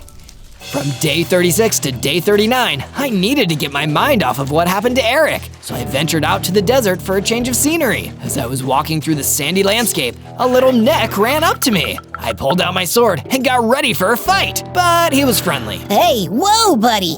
I don't want any trouble. I heard you were the guy to ask for help around here. I sure am. What is it? I need help defeating a crypt keeper that took over the cave I was living in. Can you do it? You bet! I headed to the cave and saw the crypt keeper lurking near the entrance. I fired an arrow at him and caught him by surprise. The rest of the fight went pretty quick, and I returned to tell that neck everything was okay now. Thanks so much. Say, you're trying to take on the Soul Eater, aren't you? I am. Do you know anything about him? Only that he's from the Nether. I thought so. Thank you. From day 40 to day 43, I headed back to my base from the desert. This place could use a little sprucing up. I decided to add some couches to give all my friends more places to sit and hang out. That looks much better. After I finished with the couches, the horseshoe crab I helped on the beach came to talk to me. Thanks for giving me somewhere to stay. I've been really lonely since my friends moved to the forest. Hey, maybe they could come stay here too. Would that be okay? Sure, I don't see why not. I built some additional rooms for the extra crabs, then headed out into the forest to find them. It was pretty easy to spot crabs in a forest, so I tracked them down and invited them to the base. They were excited to come stay with us. Thank you so much, Zozo. I'm sorry to ask for something else, but could you help me out? There's some mutant zombies making trouble out in the mountains, and I don't know any other hero who could help get rid of them. No trouble at all. I'll get to it. From day 44 to day 49, I arrived in the mountains. Okay, mutant zombies, where are you hiding? Foolish Zozo, the mutant zombies are long gone. These mountains are my territory now. The Soul Eater jumped down from the top of a mountain, landing with a crash. Did you think you could hide from me? I told you we were coming for you. No one walks away from working for me, not without consequences. I'll destroy everything you love and make you regret leaving. I don't even remember working for you. Doesn't matter. I'll destroy your base and eliminate all your little friends. Then you'll have no choice but to be my minion again. Never! I drew my sword and got ready for a fight, but the Soul Eater disappeared in a puff of smoke. In his place, he left behind a huge, strong Reaper. Uh-oh. Well, time to see how strong I really am. From day 50 to day 53, I battled against the Reaper. He was much bigger than me, but I had something he didn't, my trusty bow. I ran backwards to get some distance between us so he couldn't land any blows, and I started firing arrows at him. That was the advantage I needed to turn the fight into my favor. I'm a much better fighter now. Finally, the Reaper fell, and I knew I had won, and he dropped something. What's this? I picked it up, and it was a book of secrets. Wow, I wonder what secrets this has. You're the only minion I've ever shown my secret hideout. The only other place I have the location is written down in my book of secrets. You've got it, boss. That's right, I saw his secret hideout. I can't believe I forgot. From day 54 to day 57, I ventured through the plains on my way back to the base. There, I saw a horde of mutant zombies. This must be where they went when the Soul Eater drove them out of the mountains. I pulled out my bow and sword and got ready to attack. Hey, you undead freaks! I shot an arrow their way. As they turned their attention on me, even more mutant zombies came up behind me and attacked. Uh-oh, there are more of these guys than I thought. The fight was much harder than I expected. For a little bit, I was worried I might actually lose and never get the chance to beat the Soul Eater. But with the help of my trusty bow and sword, I was able to turn things around and take out all the mutant zombies. One of them dropped a potion of regeneration on the ground. I quickly picked it up. This will definitely come in handy when I go up against the Soul Eater. Time to head home. I drank the potion and transformed into a full-sized golem. I even gained 3 hearts to a total of 10. I traveled back to the base and told the horseshoe crab that the mutant zombies were toast. Yay! I love toast. It's just an expression. It means they're gone. You're the best, Zozo. Just doing my job. Job? Wait a minute. You used to work for the Soul Eater. You helped him steal materials from villages near the beach. Oh no, I don't remember any of that. Well, I'll have to do whatever I can to make amends for my past. I hope defeating the Soul Eater will be enough. You're definitely nothing like you used to be. You're a hero now. From day 58 to day 62, I decided to improve the food situation at the base. I built more chicken coops and herded some chickens inside. That's more like it. That should help keep everyone fed. Next, I decided it was time to upgrade my gear. Time to find more diamonds. I went exploring in the mines and dug as deep as I could until I finally saw them. Beautiful, sparkly, strong as heck diamonds. I took them back to my base and got to work crafting some diamond armor, diamond tools, and a diamond sword. I'd like to see someone try to mess with me now. Before I set off on my next journey, I decided to improve the base a little more. I built some chests for extra storage and added some flower pots for an extra decorative touch, too. This place is looking better every day. From day 63 to day 66, I decided it was time to venture out into the world beyond my base and explore some more. On the way out, I ran into Wendy the Wisp. Zozo, I was looking for you. What's up? I had a dream about you. I think it might mean something. I saw you in the middle of a snowy tundra. Maybe there's something out there that will help you. Wow, maybe. I'll definitely go check it out. With this new clue in mind, I headed out into the snowy tundra. Brr, it's cold out here. I hope I can find something helpful fast so I can get out of here and warm up. As I walked, I saw a Yeti watching me. Hey you, I don't want any trouble. Neither do I. Oh, okay, that's good. I was scared you might be here working for the Soul Eater. He's got it in for me, and I'm getting pretty scared. Oh no, I don't work for him. Not anymore, at least. Can you help me find a way to keep myself safe? I really don't know what to do. Absolutely. Let's see what we can find. From day 67 to day 70, the Yeti and I explored the snowy tundra looking for clues or items that could help us. As we walked past an ice cave, a sylph came flying out at us. Everywhere I look, it's another thing. It's not easy trying to be good. What do we do? We have to be brave and fight. The sylph rushed at us and started attacking, but I was ready with my sword and shield. The sylph swooped at me, but I blocked its hit and slashed with my sword. I got a few good hits in before it swooped at the Yeti instead. Leave him alone. Pick on someone your own size. I rushed at the sylph and knocked it away from the defenseless Yeti, then delivered the finishing blow. Yeah, that's what happens when you mess with my new friend. I just wish I had a way to fight for myself when the bad guys come after me. What will I do next time without you here to help? I'm sure we'll find something. Wait a second, look at this. The sylph dropped something when we defeated it. I picked it up and handed it to the Yeti. An iron sword. Here, Yeti, you take this. It'll help you defend yourself if the Soul Eater's minions come to bother you. Are you sure? Gee, thanks so much. You're right. You're not like the Soul Eater's minions at all. You're nice. I'm trying my best. Well, keep doing what you're doing, and I bet it'll all work out. Thanks for your help. I feel much more prepared for whatever comes my way next. From day 71 to day 74, I said goodbye to the Yeti, then decided to keep exploring this cold area. I was getting pretty used to it. Now that the ice cave didn't have the sylph lurking in it anymore, I wanted to see what was inside. The cave led down into some huge ice caverns. Whoa, look at all of this! As I walked, I saw the strangest thing. There, on the wall of the cave, was written the words, "Make sure to subscribe to the channel to keep up the adventures. And be sure to find more Zozo videos by searching Zozo. Huh, weird. Oh well, time to keep looking. Just then, the Soul Eater busted through the subscribe sign in front of me. Ready to come back and work for me yet? Ah, you? No, I'll never work for you again. I'm a good guy now. We'll see how good you are when you don't have any of your little friends. Just you wait. You'll come back. They always come back. Not me. I'll take you down if you hurt my friends. The Soul Eater just laughed. Try to beat me, and it will spell your doom. I'll be in touch. Not so fast.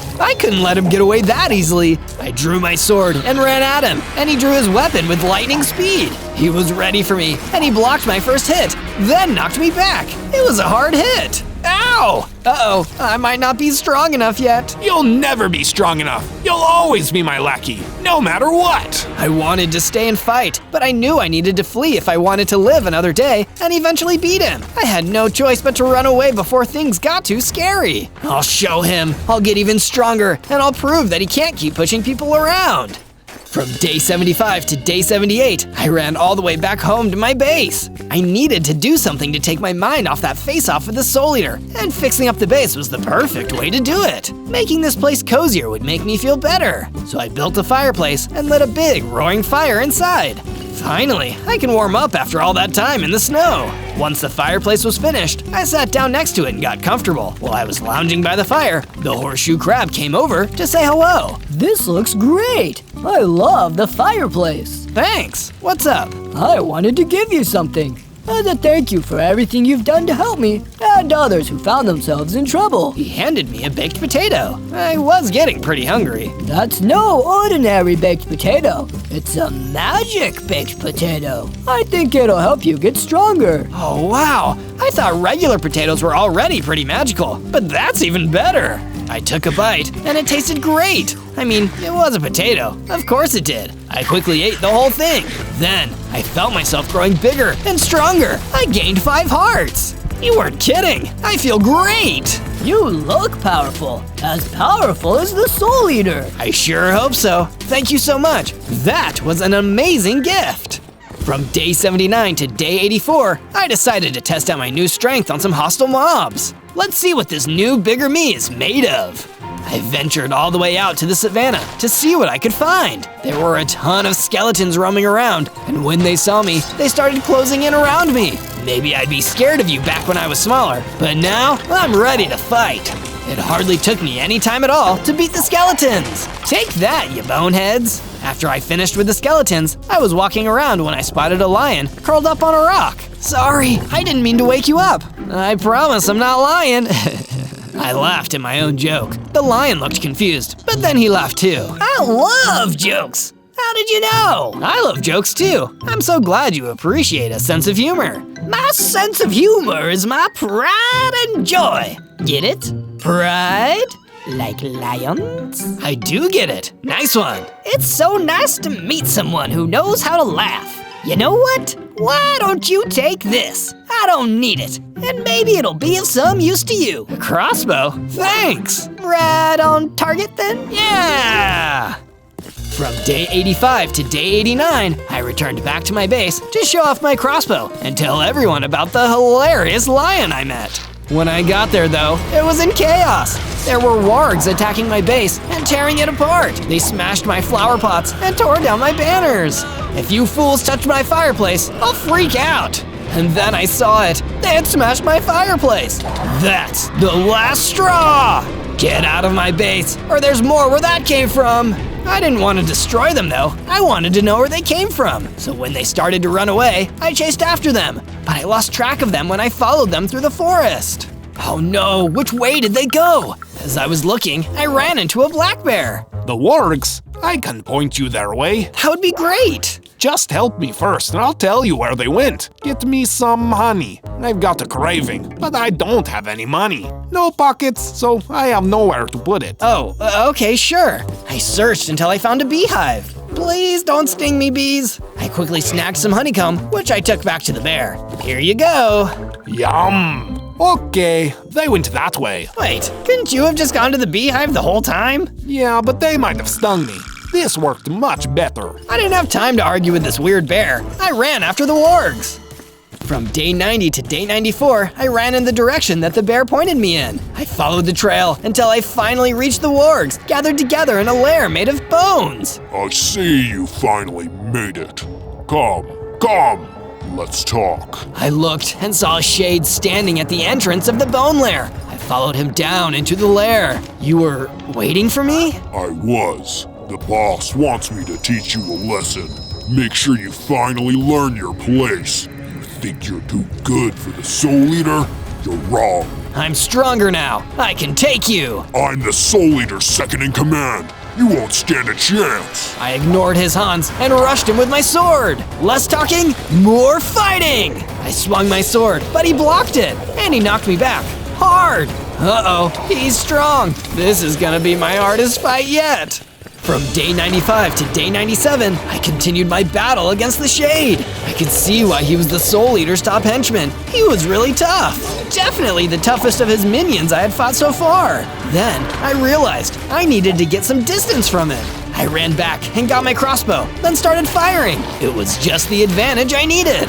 Using a combination of my crossbow and then my sword once he was weak enough for me to get close, I finally finished the Shade off. I did it! When the Shade collapsed, it dropped a map to the Nether portal. This is just what I need. I already knew where to go once I reached the Nether, but now I know how to get there. The side of the map triggered a flashback. You have to do it, Zozo. No, stealing was one thing, but I don't want to hurt anyone. I won't help you burn down the village. They defied me. You would defy me too? If it means I don't have to hurt anyone, then yes, I quit. That was it. That was what made me stop working for the Soul Eater. I wasn't bad. I made the choice to be good. I have to defeat him and stop him from ever hurting anyone else again. Then he'll see that not only am I a good guy now, but good always wins. I'll make the Soul Eater eat his words. On day 98, I returned and found the home was fully fixed by my friends, and I could prepare for battle right away. Only a few days left before the Soul Eater expects me to be dead meat. I'll have to be ready for him. As I was working on gathering diamonds and upgrading some more of my weapons, Wendy the Wisp came up to see me. Zozo, I made this for you. She handed me shark tooth arrows, crafted from the shark tooth I found. This is amazing, thank you. Good luck. I I know you can do it. Next, Mage came to see me. I wasn't so sure about you when we first met, but I've watched you grow so strong and capable. You're going to beat the Soul Eater. I just know it. The Horseshoe Crab visited me next. I'm so happy that I met you. You're a hero, through and through. I hope you're right. Then a cake was brought out, and I knew everyone was sending me their best luck. There weren't any candles to blow out, but I made a wish anyway. I wished to do my best. On day 99, I made my way through the forest, carefully following the instructions on the map, until I reached the Nether portal. But it definitely didn't make me feel good to see that the portal was being guarded by a vicious gang of Krakes that must have been working for the Soul Eater too. Why do so many people work for this guy? Does he just have really good dental or something? I was trying to figure out what I should do when the solution came right towards me. It was my friend, the Yeti, with his iron sword. Yeti, I never expected to see you here. You changed my life, Zozo. Since we met, and you taught me to stand up for myself.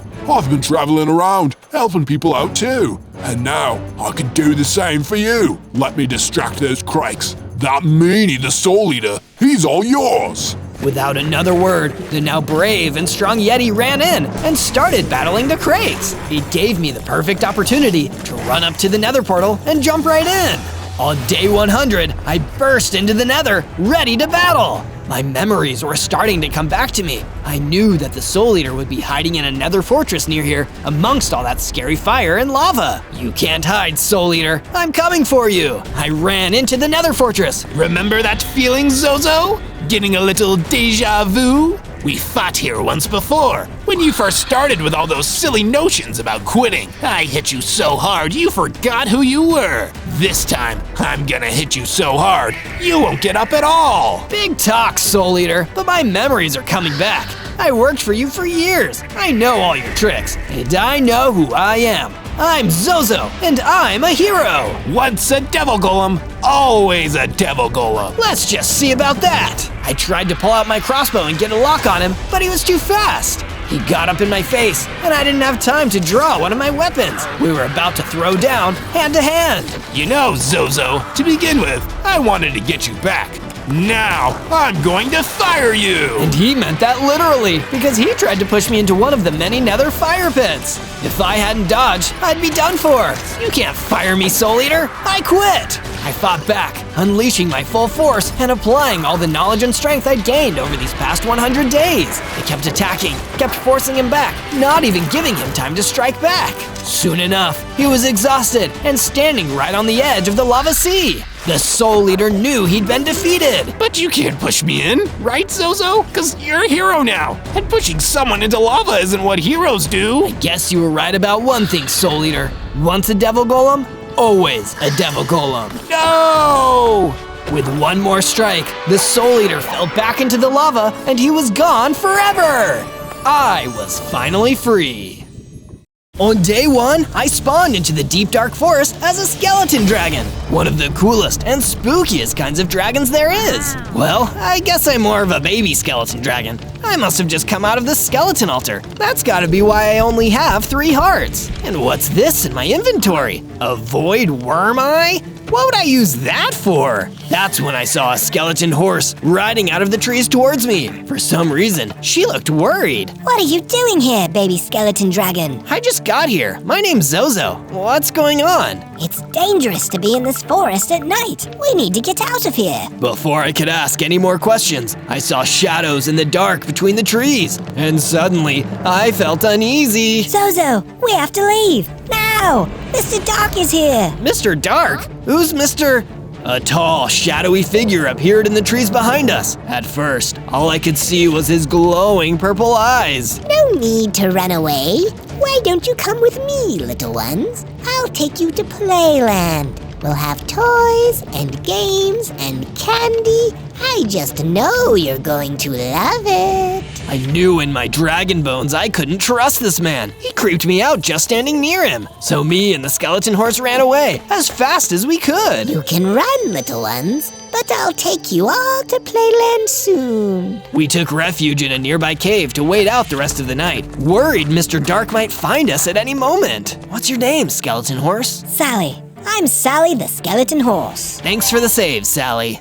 On day 2, Sally the skeleton horse and I emerged from the cave with the sun shining high up above. We're safer during the daytime. I've only ever seen Mr. Dark under the moonlight. We decided, with a little less pressure on us, to start exploring the rest of the forest. It definitely wasn't so scary with the sun shining in through the trees. Maybe we should collect some apples. That's a good idea, Zozo. A skeleton horse is still a horse, and I love apples. We happily collected apples until a huge shape came lumbering out of the dark. It was a skeleton dragon, a huge adult skeleton dragon with black bones. Oh wow! Hey Mr. Skeleton Dragon, I'm Zozo, and I'm one of your kind. The adult skeleton dragon seemed relieved to see me. Oh, thank goodness. I've been looking for you everywhere. I'm in terrible trouble, and I need the help of another skeleton dragon. I just didn't expect you to be so small. I may be small, but I've got a big heart. How can I help you? A friend of mine, the blue skeleton dragon, was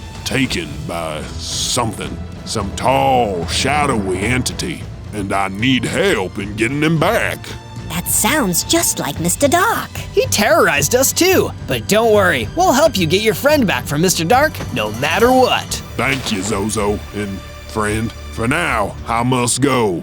Stay safe. The adult skeleton dragon flew away, leaving me and Sally alone. It was time to work on our first base, so we started breaking down trees and collecting sticks and wood. I was able to build a crafting bench and made my first set of wooden tools and weapons. These would be perfect for my first base. We found a clearing in the forest and started building ourselves a humble wooden shack with one bed and a stable outside. But all the while, Sally looked a little concerned. What's wrong, Sally? That's skeleton dragon's friend. We better work hard at getting him back. Mr. Dark only keeps people at Playland for 100 days. After that, well, you don't want to know. And she was right. I really didn't. On day 3, I was wandering through the forest looking for apples to eat and more supplies that I could use to upgrade my base. Nothing like fresh air and a walk to make a morning happy and healthy. But during my walk, I saw a hulking figure behind the trees, a mutant skeleton. He looked big and a little scary, so when he turned around and looked at me, I ran for the hills. Not today, mutant skeleton. I returned to my base, where I felt a lot safer and started mining into a nearby hill to gather some stone. Then, I made my first set of stone tools,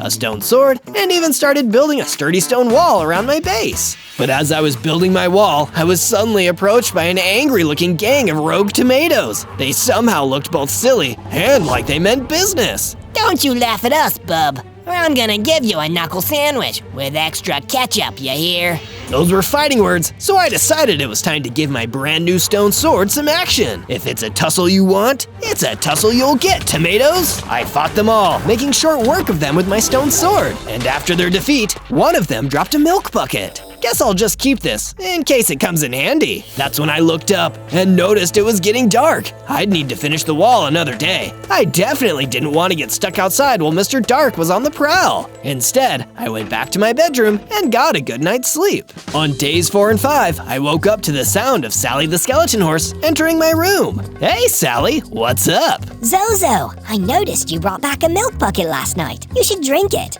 Milk contains calcium, and calcium is good for your bones. It's the perfect way for a skeleton dragon to get stronger. That sounded like a great idea, so I chugged the milk and immediately found myself getting stronger. I grew to a big, tougher form with 6 hearts rather than 3. This is more like it. I'm gonna go take a walk in my new form. I'll finish up the wall while you're out. So that's what I did. But this time, I didn't want to just walk through the forest. I went all the way to the desert so I could feel the heat on my bones.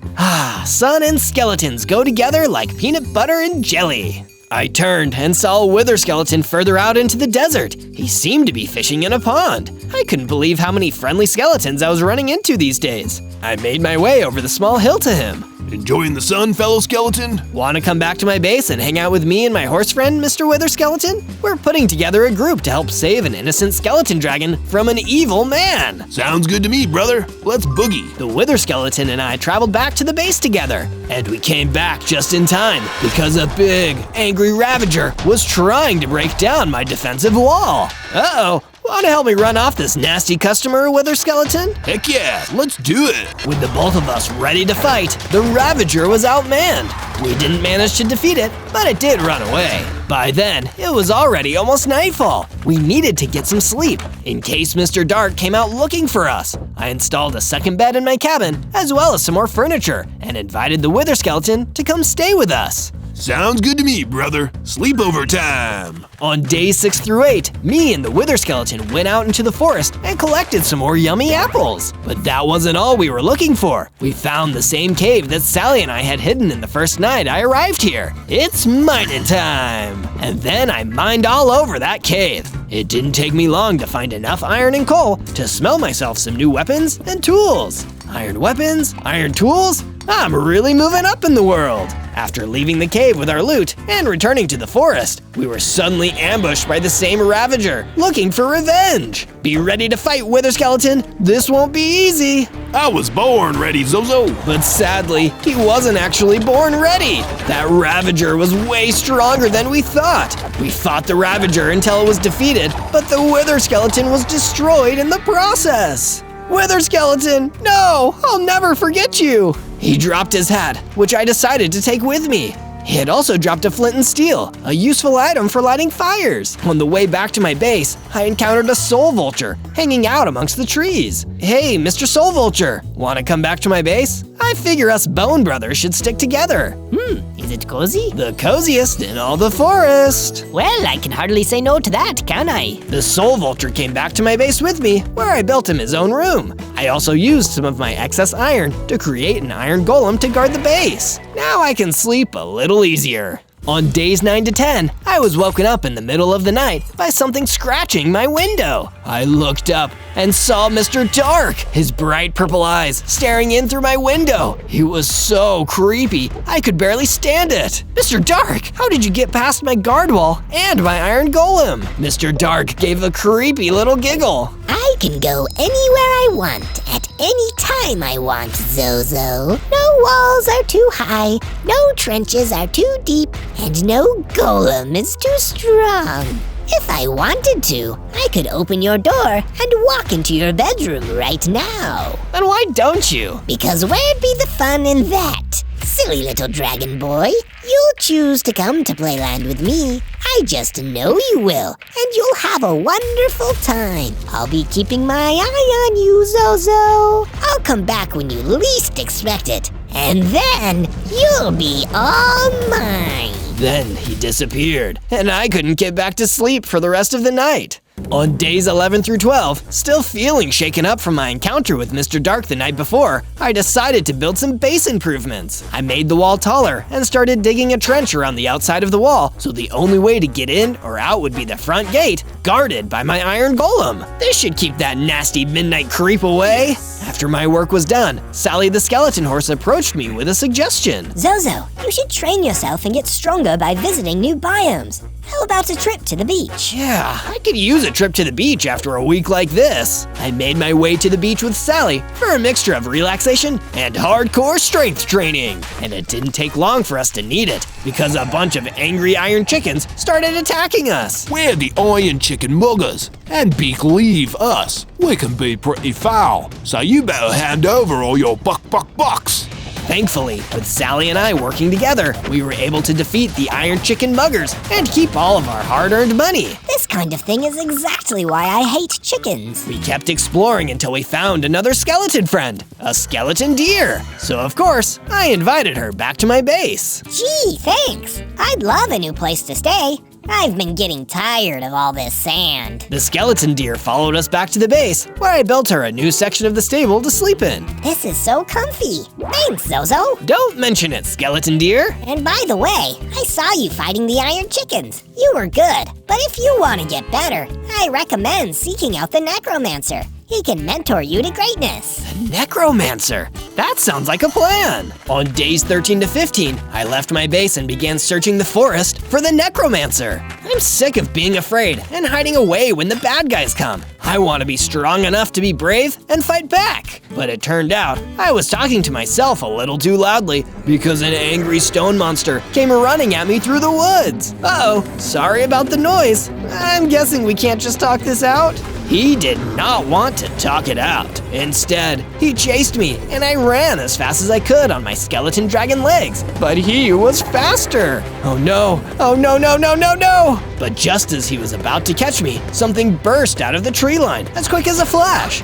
It was the mutant skeleton I'd run away from earlier. He pulled out his bow and easily defeated the stone monster, really saving my bones. Thank you, mutant skeleton. I'm so sorry for running away earlier. I guess I learned a valuable lesson about judging on appearances. No problem, Zozo. I know I can look a little scary sometimes, but really, I'm out here trying to help. Want to come and stay at my base for a while? I'm putting together a team. I'd love to, but there's too much work to do protecting people out here. Perhaps I'll drop in for a visit sometime, though, eh? Me and the mutant skeleton went our separate ways, and I continued searching for the fabled necromancer until I saw a gremlin hopping around, looking clearly distressed. What's wrong, little gremlin? I'm in trouble, man. These, nasty jungle spiders have been chasing me all day, and I'm worried they're gonna get me. Stand back, little gremlin. This sounds like a job for Zozo. With my trusty sword, I found that nasty swarm of jungle spiders and took them out before returning to the gremlin. Whoa, Zozo, you're like a real hero. That was awesome. No problem, little gremlin. Say, you know where I might be able to find a necromancer? Oh, the necromancer. You'll find him in the west of here. Keep heading in that direction, and you're sure to meet him. Thank you, gremlin. That's exactly what I needed to hear. For days 16 to 19, I began my journey west in search of the necromancer, until I heard a terrible crashing noise coming from the distance behind me. It sounded like it was coming from my base. I immediately turned tail and ran all the way back, only to see that my defensive wall had been destroyed, and a dangerous zombie taiga was attacking my base. What are you doing, you meanie? It's nothing personal, kid. Mr. Doc told me to do this. If I don't hurt you, he'll hurt me. That's just the way it is. I turned and saw something awful. He'd already destroyed the skeleton deer and the soul vulture. Sally, the skeleton horse, was my only companion left. That's it. You're going down. I pulled out my sword and attacked the zombie taiga, but it seemed like he deflected the hits without any effort. He was almost unstoppable. That was just embarrassing. If you couldn't defeat me, you'll have no hope against Mr. Dark. I'm out of here. And with that, the zombie taiga fled, leaving me in the ruins of my base with two of my friends. Gone! I feel useless, like I can't protect anyone. That's when a gang of mossy skeletons turned up. They looked frightened and said they'd heard I'd been offering other skeletons a place to stay. Of course you can stay here, new buddies, but I'm gonna need to make a few renovations first. I built a new barracks on the side of my base for the mossy skeletons to live in. They seemed quite happy with their new place, and I took the time to rebuild some of the defenses that the zombie taiga destroyed. But I can't just defend my base. I need to be able to defend myself too. I mined for more iron and coal until I had everything I needed to smelt myself a new set of iron armor. I may have lost a battle, but I wouldn't lose the war! On days 20 to 22, I left my base to search for some statue building materials. After all, a cool statue is great for inspiring everyone to do their best. But on my way out to mine some stone, I was ambushed by a green troll with an axe to grind. Well, more specifically, he had a giant fist. I've got no interest in feeding any trolls today. With my sword at the ready, we engaged in a tense duel. Thankfully, with my new iron armor, I was able to withstand his attacks and defeat him. Iron and bone beats flesh. Afterwards, I traveled further through the forest until I stumbled upon a desert with the remains of a giant skeleton. Whoa, this is perfect for building a cool statue, and I know exactly what I'll make with them. I started mining the ribs one by one, making sure I didn't fall into the pools of lava. By the end of it, I had all the bone blocks I'd ever need. On the way back, I encountered a herd of wild sheep grazing and decided I'd tame them and lead them back to the base, because you never know when some wool will come in handy. When we reached the base, I made a new, fenced-off section where the sheep could graze and be left to their own devices. And with that out of the way, it was time to start statue building. Laying down the base is one of the most important parts, so the statue doesn't just tumble over. Can you guess what the statue is gonna be yet? Let me know know down in the comments. From day 23 to day 26, I returned to the forest to search for the necromancer. I needed his teachings to help me get stronger and defeat Mr. Dark. While wandering through the woods, I got attacked by a nasty gang of rotten rats. They tried to bite me and give me some nasty diseases. When it comes to rats versus skeleton dragons, rats don't win. I defeated the last of them with my iron sword and continued searching. On the way, I ran into a wither skeleton jockey riding a spider. He reminded me of the wither skeleton who used to be my friend. Hey, Mr. Wither skeleton jockey, wanna come back and stay at my base? Nice offer, but no thanks. There are some evil things lurking in these woods, and I've learned not to trust anyone. Maybe some other time. All right, suit yourself. Stay safe out there. It felt like the day had been a total waste as I journeyed further into the forest. But just as I was ready to give up, I saw the necromancer himself sitting on a rock and meditating. No way! The necromancer! Is it really you? Those who seek me will find me, little skeleton dragon. And I assume you've been seeking me. I have. I want you to mentor me and help me become more powerful. Well, young dragon, with great power comes great... Well, you have to have a good reason to have great power. So, what is your reason? I don't need it for myself. I need it to defeat Mr. Dark and save everyone he's captured. That, little dragon, is a good reason. Your training begins now. For days 27 to 31, the necromancer gave me my first challenge. To defeat an entity as evil and spooky as Mr. Dark, you need to learn to conquer your fear. It's okay to be afraid, Zozo, but true courage is knowing that there are some things you must do, even if they make you feel afraid. What would you have me do, Master Necromancer? Do you see that nearby cave? It contains a monster. I want you to go in there and defeat it to help gain control of your fear. If you complete this first challenge, I'll give you a reward. I believe in myself. I can do it. Good, and you can take this bat to help you. It will freeze your opponents for 3 seconds. May it come in handy. I took the necromancer's bat and went into the cave. It was dark and scary, and I could feel myself getting nervous, but I took deep breaths and kept going. I needed to strengthen my courage to defeat Mr. Dark. The deeper parts of the cave weren't any better, only some lichen and mushrooms giving off faint light. Suddenly, a scary, growling Soul Eater leaped out of the darkness toward me, ready to attack. I stayed calm and hit the creature with my bat, studying it. I'd passed the test.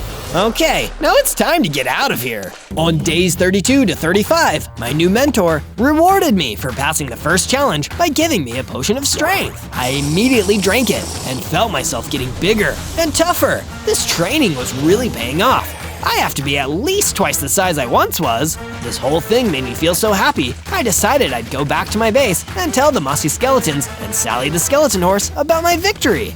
And on the way, I encountered the wither skeleton jockey that I'd met a few days before.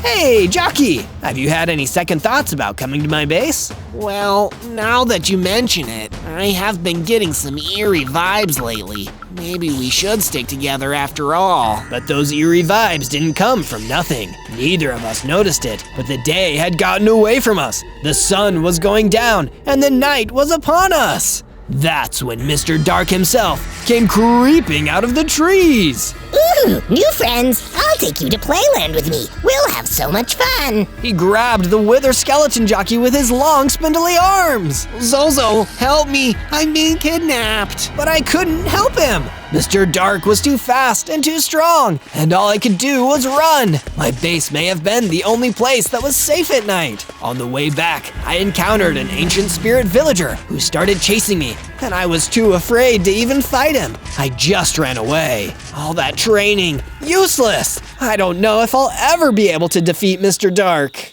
On days 36 to 39, I woke up and took the jockey spider to the stable when I heard noise coming from my front gate. I made my way over to see a familiar face waiting outside of my base. It was the same zombie taiga who attacked my base and destroyed Soul Vulture and Skeleton Deer. This time, he's going down. I ran out, ready to fight. This time, I had full iron armor, so the zombie taiga's attacks weren't nearly as strong. What sorcery is this? Mr. Dark told me you'd be easy to defeat. defeat. This isn't fair. With the help of my new strength and the bat that the necromancer had given me, I defeated the zombie taiga and avenged my fallen friends. Speaking of friends, Sally the skeleton horse approached me with a wonderful idea. Zozo, we should make our way to the Stone Shores. I've heard that some of the friendlies over there have created some awesome upgrades. Oh really? Then there's no time to waste. We hightailed it over to the Stone Shores, where we saw an innocent skeleton being hassled by an ogre.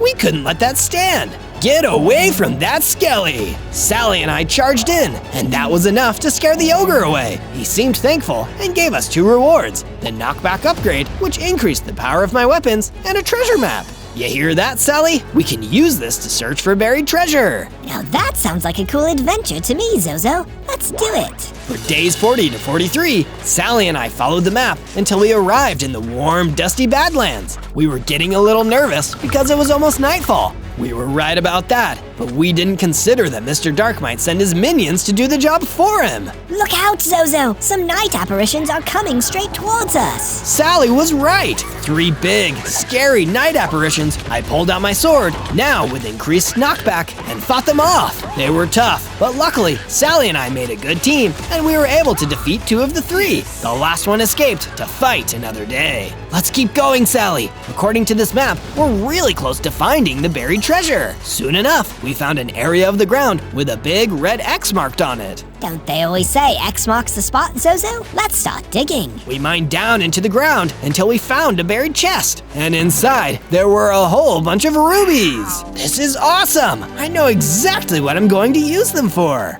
On days 44 to 49, I continued my work on the statue. It was really coming along now. Can you see what I'm making now? I bet you can't guess. But while I was working on my statue, I saw a trader on a horse making his way through the forest near my base and decided to strike up a conversation. Hey, Mr. Trader, got anything cool on offer? It's your lucky day, dear customer, because I'm actually doing a 2-for-1 special on netherite ingots today. It's a rare and very valuable material. Perfect for a skeleton dragon like you. That sounds so cool. How much? I only take payment in emeralds. But don't worry, if you haven't got any, you can always raid the emerald mines of Alonia near here. They got abandoned by the workers when the boss decided not to pay them enough, so all the emeralds were left for the taking. I really wanted those netherite ingots, even though I didn't really know what I'd use them for. So I journeyed to the mines and collected as many emeralds as I could from underground. Netherite City? Here I come! I traveled back to my base and made the trade. The trader gave me my 2 netherite ingots and rode off. Pleasure doing business with you, Zozo. But I didn't have long to enjoy my fancy new ingots. As night fell, the 3rd and final night apparition came back for revenge, and I needed to run out beyond the wall to take it on.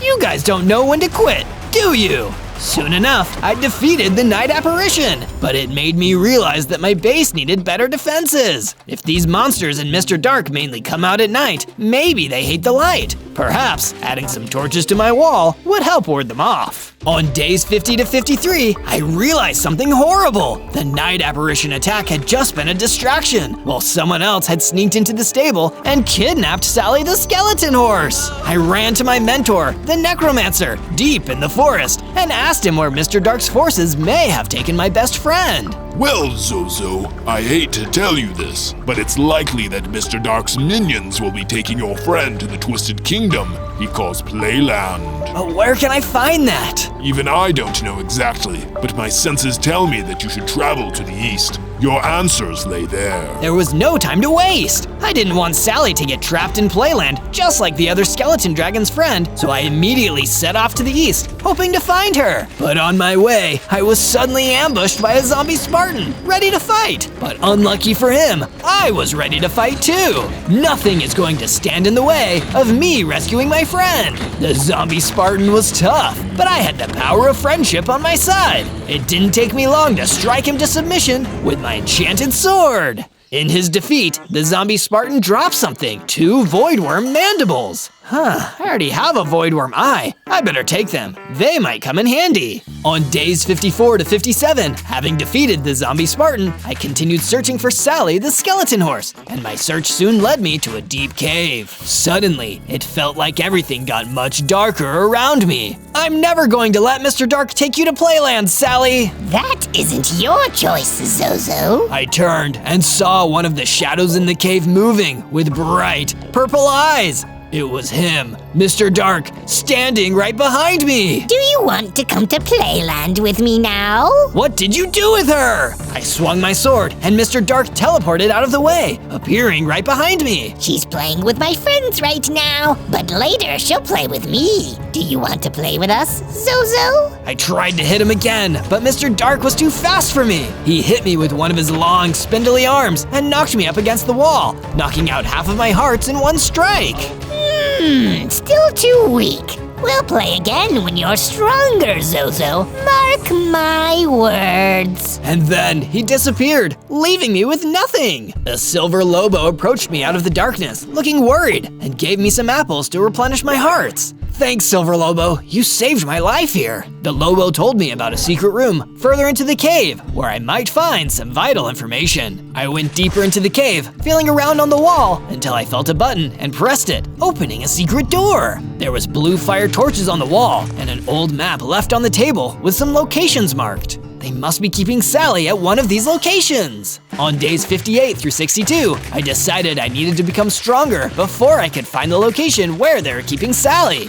First, I went to the diamond mine the Silver Lobo told me about and took the old elevator down. I quickly found some diamonds near the entrance and started mining. I then saw what looked like an old abandoned mining camp. A chest inside of it had a book with the unbreakable enchantment. I don't think whoever owned this camp would mind if I used the crafting table to make my gear. I made myself a diamond sword and a diamond chestplate to match. I used the nearby anvil to put the unbreakable enchantment on my chestplate. Now this is one of the most powerful pieces of armor around. After that, I returned to my base to continue work on my statue. It's really coming along nicely now. I even got to use all those rubies that Sally and I collected, but I could use some more materials. I went out into the forest to hunt, but in the process, I found something remarkable. A magical, enchanted halo. I decided to try it on and immediately felt its magic empower me. I got stronger and healthier, going up to 14 hearts. Whoa, talk about a functional headwear.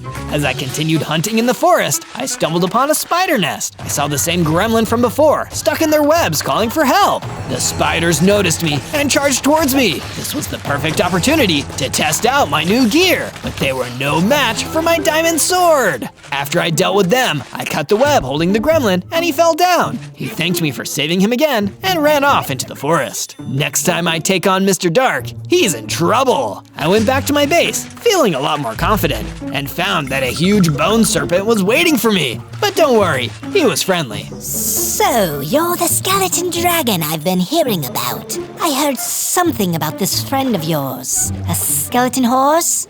You want to find her? I recommend you look for an abandoned house on the plains.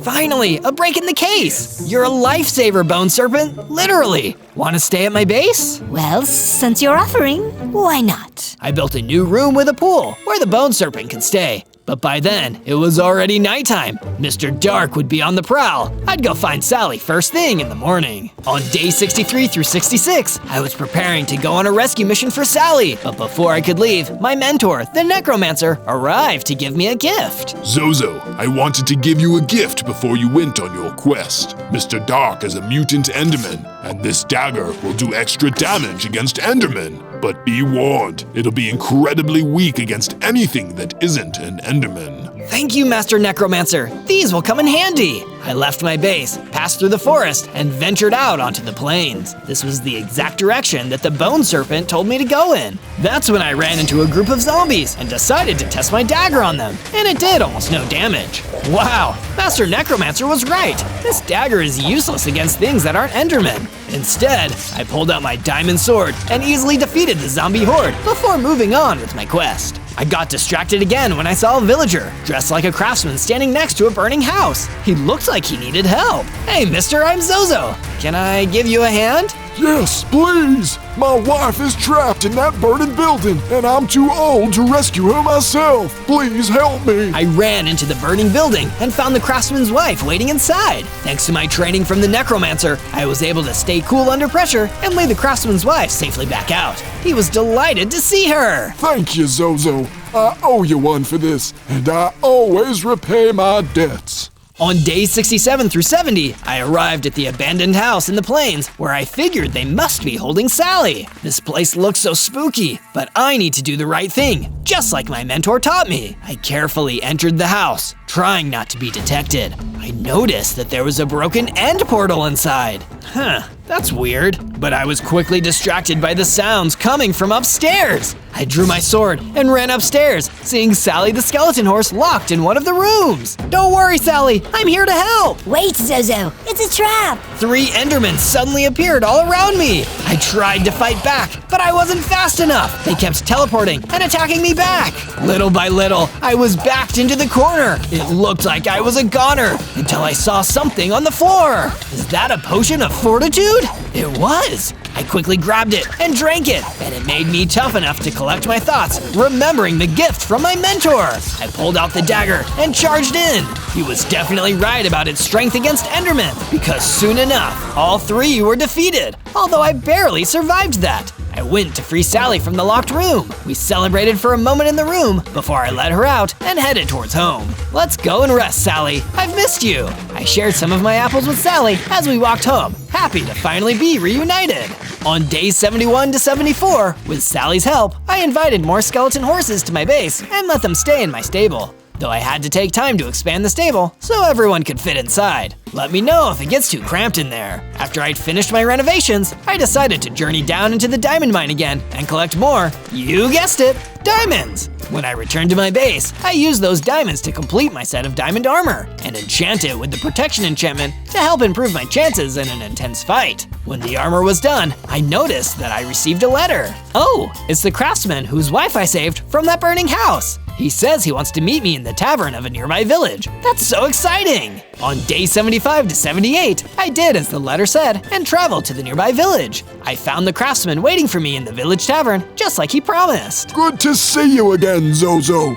After what you did, I've been thinking about a way to repay you. And while I'm not a rich man, as a craftsman, I can give you an idea of mine. If you're able to combine 2 netherite ingots, 2 void worm mandibles, and 1 void worm eye, you could create a dimensional carver, a special pickaxe that can teleport you between locations. Wait, I have all of those materials. That's incredible. I can build one right now. Thank you, Mr. Craftsman. I made my way over to a nearby crafting bench and made myself a dimensional carver and gave it a practice swing. Boom! I was teleported to the village outskirts with a group of great beasts charging at me. Uh-oh, better get out of here. I swung the dimensional carver again, and boom, I was back in my base. Wow, this tool is amazing, though I'll save it for emergencies in the future. On days 79 through 84, I started building a new storage shed for extra supplies in my base. You never know when you'll need the extra storage space. Then, I made a full set of armor for Sally, so she could be better protected when she's wandering through the forest. This is great, Zozo. Thank you. But then, I was running low on materials, especially stone and wood, so I decided to head out into the forest to cut down some trees and mine some more stone. While I was mining and lumberjacking, a passing mage noticed me and approached. Excuse me, young skeleton dragon, but would you happen to be Zozo?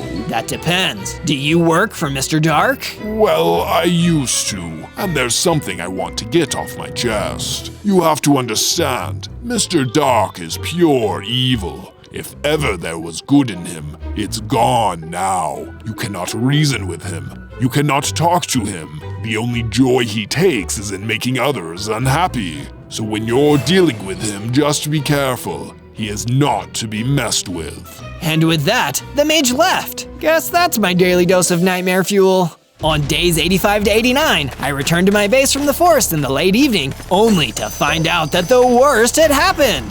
Mr. Dark was attacking my base with a whole gang of soul eaters. Look, friends, Zozo is back.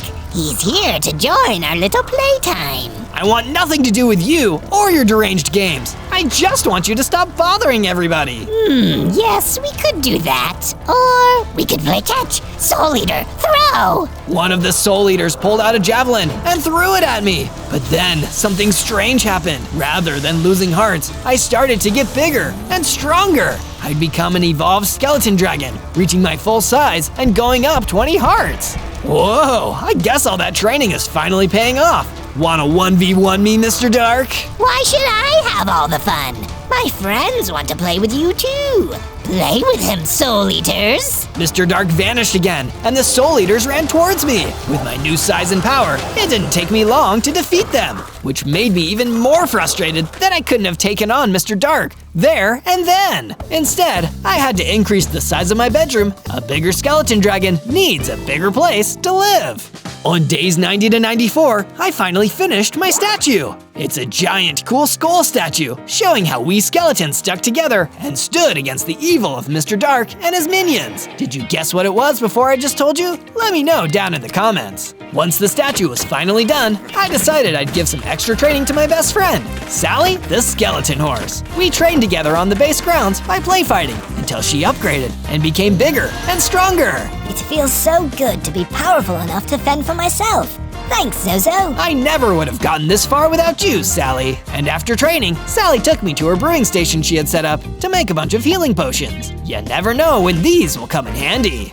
On day 95 to day 97, I met with the necromancer in the forest. He had some more valuable advice for me. Zozo, I've heard of the location of a cabin in these woods, once owned by a person who was researching Mr. Dark. You might be able to find some valuable information there. That definitely seemed like a good lead, so I started searching the woods until I found a rundown old cabin. On the inside, I found a dusty old book inside a chest. Oh, I wonder what secret knowledge is inside. But I didn't have time to read it just yet. Suddenly, the cabin was under attack by a gang of fire elementals who'd come to burn down the cabin. I was lucky to have my diamond armor, or I would have been burned up too. Okay, fire elementals, let's go. I took them on with my diamond sword and defeated them one by one, only getting a little burnt in the process. Great! Now I can finally read this book. The book was filled with frantic notes, including a part that read, Mr. Dark, that maniac. He calls it Playland, but it's nothing like that. There's only death there. It's the end. Nothing but the end. Of course, that explains the broken end portal too. Mr. Dark's Playland is actually the end. On day 98, I prepared the final enchantments for my weapons and armor and met with Sally one last time. She was nice enough to give me some more apples for the trip. I'm going to take on Mr. Dark. I discovered that he's hiding in the end, and without an end portal, I can use my dimensional carver to get there. You're not going alone, Zozo. I'm coming with you. But Sally… But nothing. I saved your butt the first time you came here, and you think I'm gonna let you wander right into Mr. Dark's base? Alone? We started this together, and we're gonna finish it together too. Well, when you put it like that, I can't exactly say no, can I? But I can say that if you want more exciting adventures like this, you should subscribe to Zozo and find more of our videos by searching ZOZO on YouTube. I'll really appreciate it.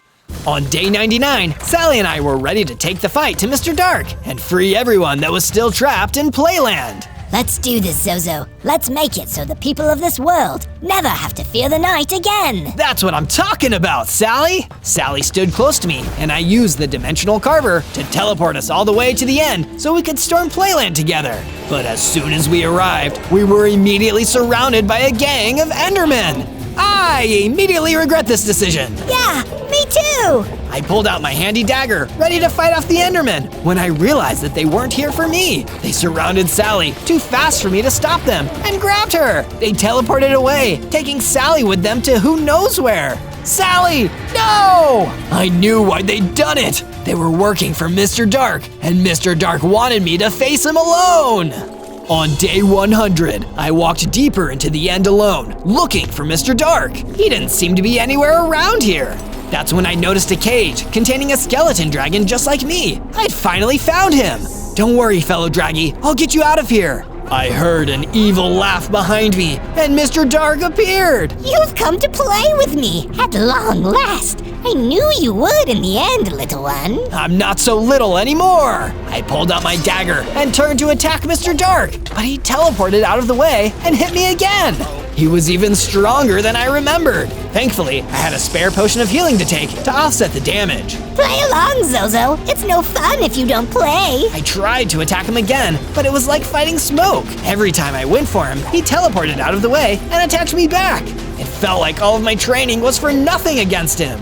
You don't play fair, Mr. Dark. That's because it's no fun to play like that. And I'm sorry, Zozo, but you're starting to feel awfully boring to me. I looked behind me and saw that a giant chasm had opened up in the ground behind me.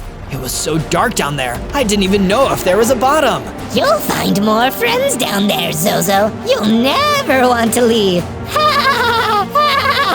While Mr. Dark was focused on me, I saw a figure charging up behind him. It was Sally, the skeleton horse. And still, Mr. Dark hadn't even noticed her. Any last words before you go into the dark, Zozo? Yeah, playtime's over. What? Sally the skeleton horse charged into Mr. Dark and knocked him into the bottomless pit. He screamed and fell, never to be seen again. Can't say I'm gonna miss that creep. Let's save the prisoners and get out of here, Zozo. You know, that sounds good to me.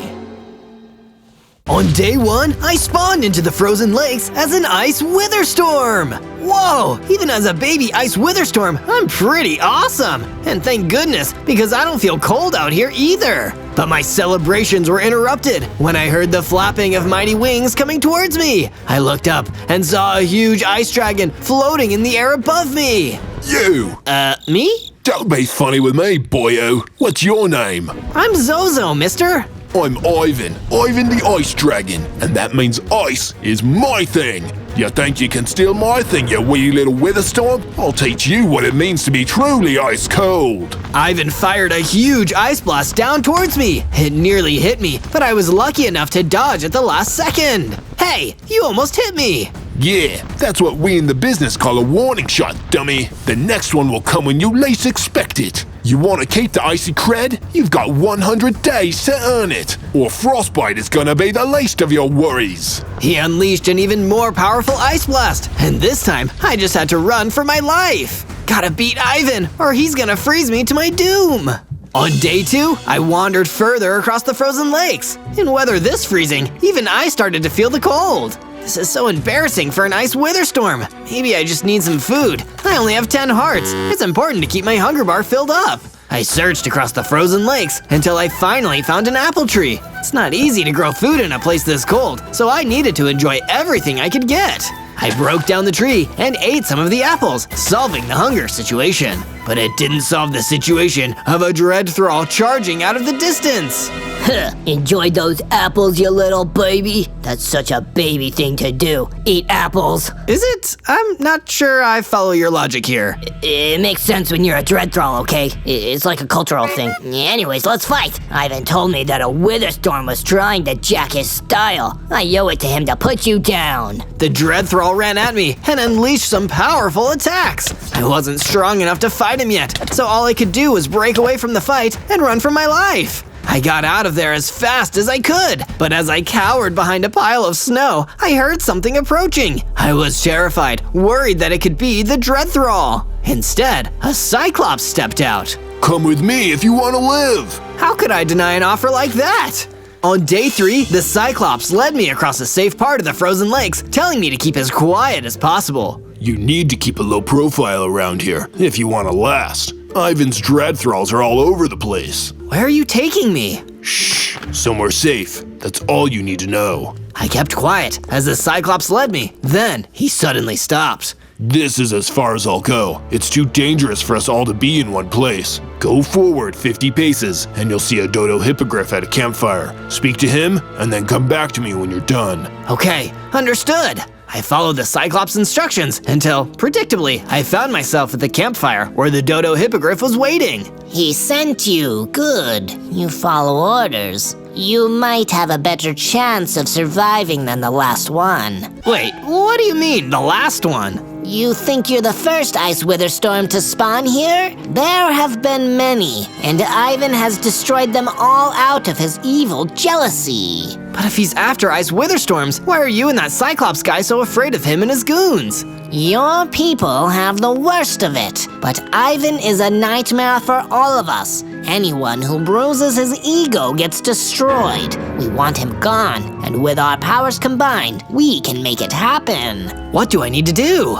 Go with Cyclops. Train. Get stronger. If he finds you this threatening now, imagine what you can do when you reach full power. From day 4 to day 5, I carried out the Dodo Hippogriff's wishes and left with the Cyclops. I knew that if I was going to survive this, I needed to put a roof over both of our heads. Sit tight, Cyclops. I'm gonna make us some tools and get started. I knocked down a tree with my Witherstorm strength and made the pieces into a wooden pickaxe. From there, I mined into the ground and collected some stone. I had to be careful where I mined and built, because some areas were just a thin layer of ice over water. When I had enough stone, I built myself a stone pickaxe and a stone sword. With my spare stone, I started building a basic 2-room base to protect myself and Cyclops from the elements. This is a good start, Zozo. Solid, but low-key. This won't attract any undue attention. Thank you, I think. But it may not have been that low-key. All that building had attracted a dangerous dirt scorpion a long way away from home.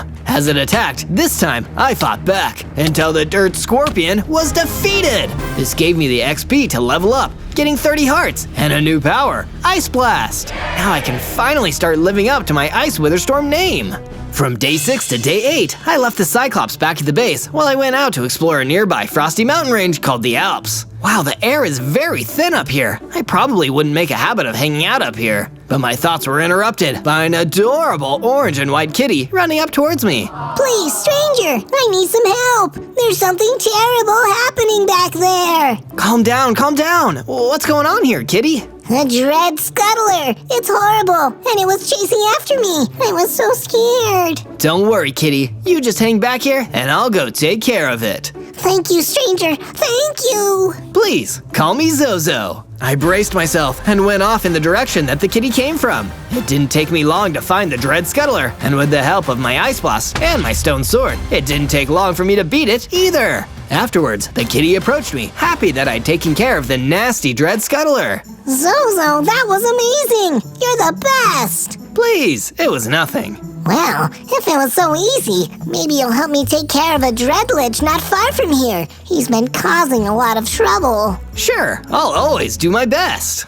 From day 9 to day 10, I followed Kitty's instructions and went further into the Alps. That's where I found the dreadlich waiting. So, you're the one who destroyed my dread scuttler. Do you have any idea how hard those are to summon? I'll make you pay for this, you wretched little Ice Witherstorm. Talk is cheap, dreadlich. Let's duke it out. But it didn't take me long to regret being so gung-ho. The dreadlich was way tougher than I thought. He tanked my attacks and returned with some magical attacks of his own. My only option was to run away and survive to fight another day. I met with Kitty again and told her the bad news. Don't beat yourself up, Zozo. You tried your best, and you did an amazing job getting rid of the dread scuttler. And I'm gonna take care of the dreadlich too, but I need to get stronger first. Why don't you come and stay at my base in the frozen lakes? It'll probably be safer there. That's a very generous offer, Zozo, and I think I'll take you up on it. From day 11 to day 12, I returned to my base with Kitty and quickly set about building a new room in my base for her to stay.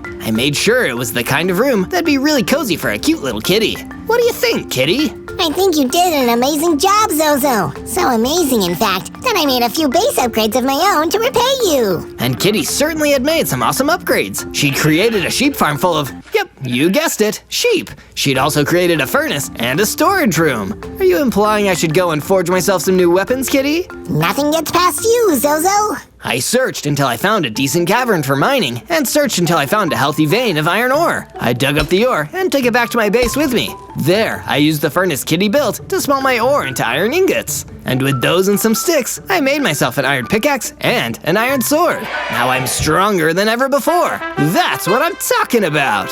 From day 13 to day 15, I spoke to the Cyclops again, asking if he had any advice on how to get strong enough to defeat Ivan the Ice Dragon. Well, what have you fought so far? I've fought a lot of things. Fought and beat, I mean. Oh, a dirt scorpion and a dread scuttler. You're gonna need to fight stronger things than big bugs if you want to really level up, Zozo. go back to the Alps and find something worth defeating there. Only true challenge will help you grow your skills. Great advice, Cyclops. Following his advice, I went back to the Alps. Even making my way up there was exhausting. This was going to be more challenging than I thought. Hey, if it isn't the big, goofy, apple-eating baby. I knew I'd find you eventually, and now you're doomed. It was the same Dread Thrall who'd hassled me earlier, but this time I wasn't going to talk to him. I was going to fight him, and I was going to win. With a combination of Ice Blasts and lethal strikes from my Iron Sword, the Dread Thrall was vanquished, and I picked up a healing potion he dropped. Once I'd swigged it down, I started to transform. I got bigger, stronger. I had 60 hearts and a new ability, shooting with a Wither Skull. Half ice, half Witherstorm. My power is really coming along. From day 16 to day 19, I went from the mountains of the Alps to the even higher frozen peaks. If getting challenged makes you tougher, I'm gonna be as tough as one of these mountains soon. During my journey, I happened upon a book laying on the ground. Its title read, Dread Thrall's Diary. Well, this seems like essential reading. There was a section that read, Ivan's been such a drag since that ICE WITHERSTORM turned up. He's so paranoid and stuck in his own head. He started staying in that base in the eroded Badlands. What kind of ice dragon hangs out in the Badlands? It's way too hot there. He's staying in the eroded Badlands? That's really useful information. I looked up and saw another Dread Thrall standing a few feet from me. Hey, that's my diary, you jerk! Oh! Before he said another word, I blasted the Dread Thrall with a powerful Wither Skull, and he was no more. From day 20 to day 22, while heading back from the frozen peaks, I wiped out a small but vicious gang of coyotes. It feels good to be so powerful. I think I've earned myself a treat. I returned to my favorite mining cavern and collected a few extra chunks of iron ore. Then, I returned to my base and used the furnace to smelt them into iron ingots. From that, I built myself an iron chestplate and equipped it. You probably can't see it in all my Witherstorm swirls, but it feels good to know it's there. With my new power and new armor, I felt the confidence to go back and settle an old score. I returned to the Alps, where I saw the Dreadlich waiting. Ready for me to hand you your Ice WITHERSTORM Heiny, eh, Zozo? I'd like to see you try, Dreadlich. This time, it was a much more even fight. With my Wither Skulls and Ice Blasts, this time I put him down for good. Kitty is gonna be so pleased when I tell her. Suddenly, a chill went down my already chilly Ice WITHERSTORM spine. I heard the great flapping of wings in the sky above and saw Ivan the Ice Dragon coming towards me. Ah, there you are, you little plagiarist! You lazy copycat! I'm gonna be the only ice being out here! As strong as I'd gotten, I still wasn't tough enough to take on Ivan yet. I did the only thing I could and ran.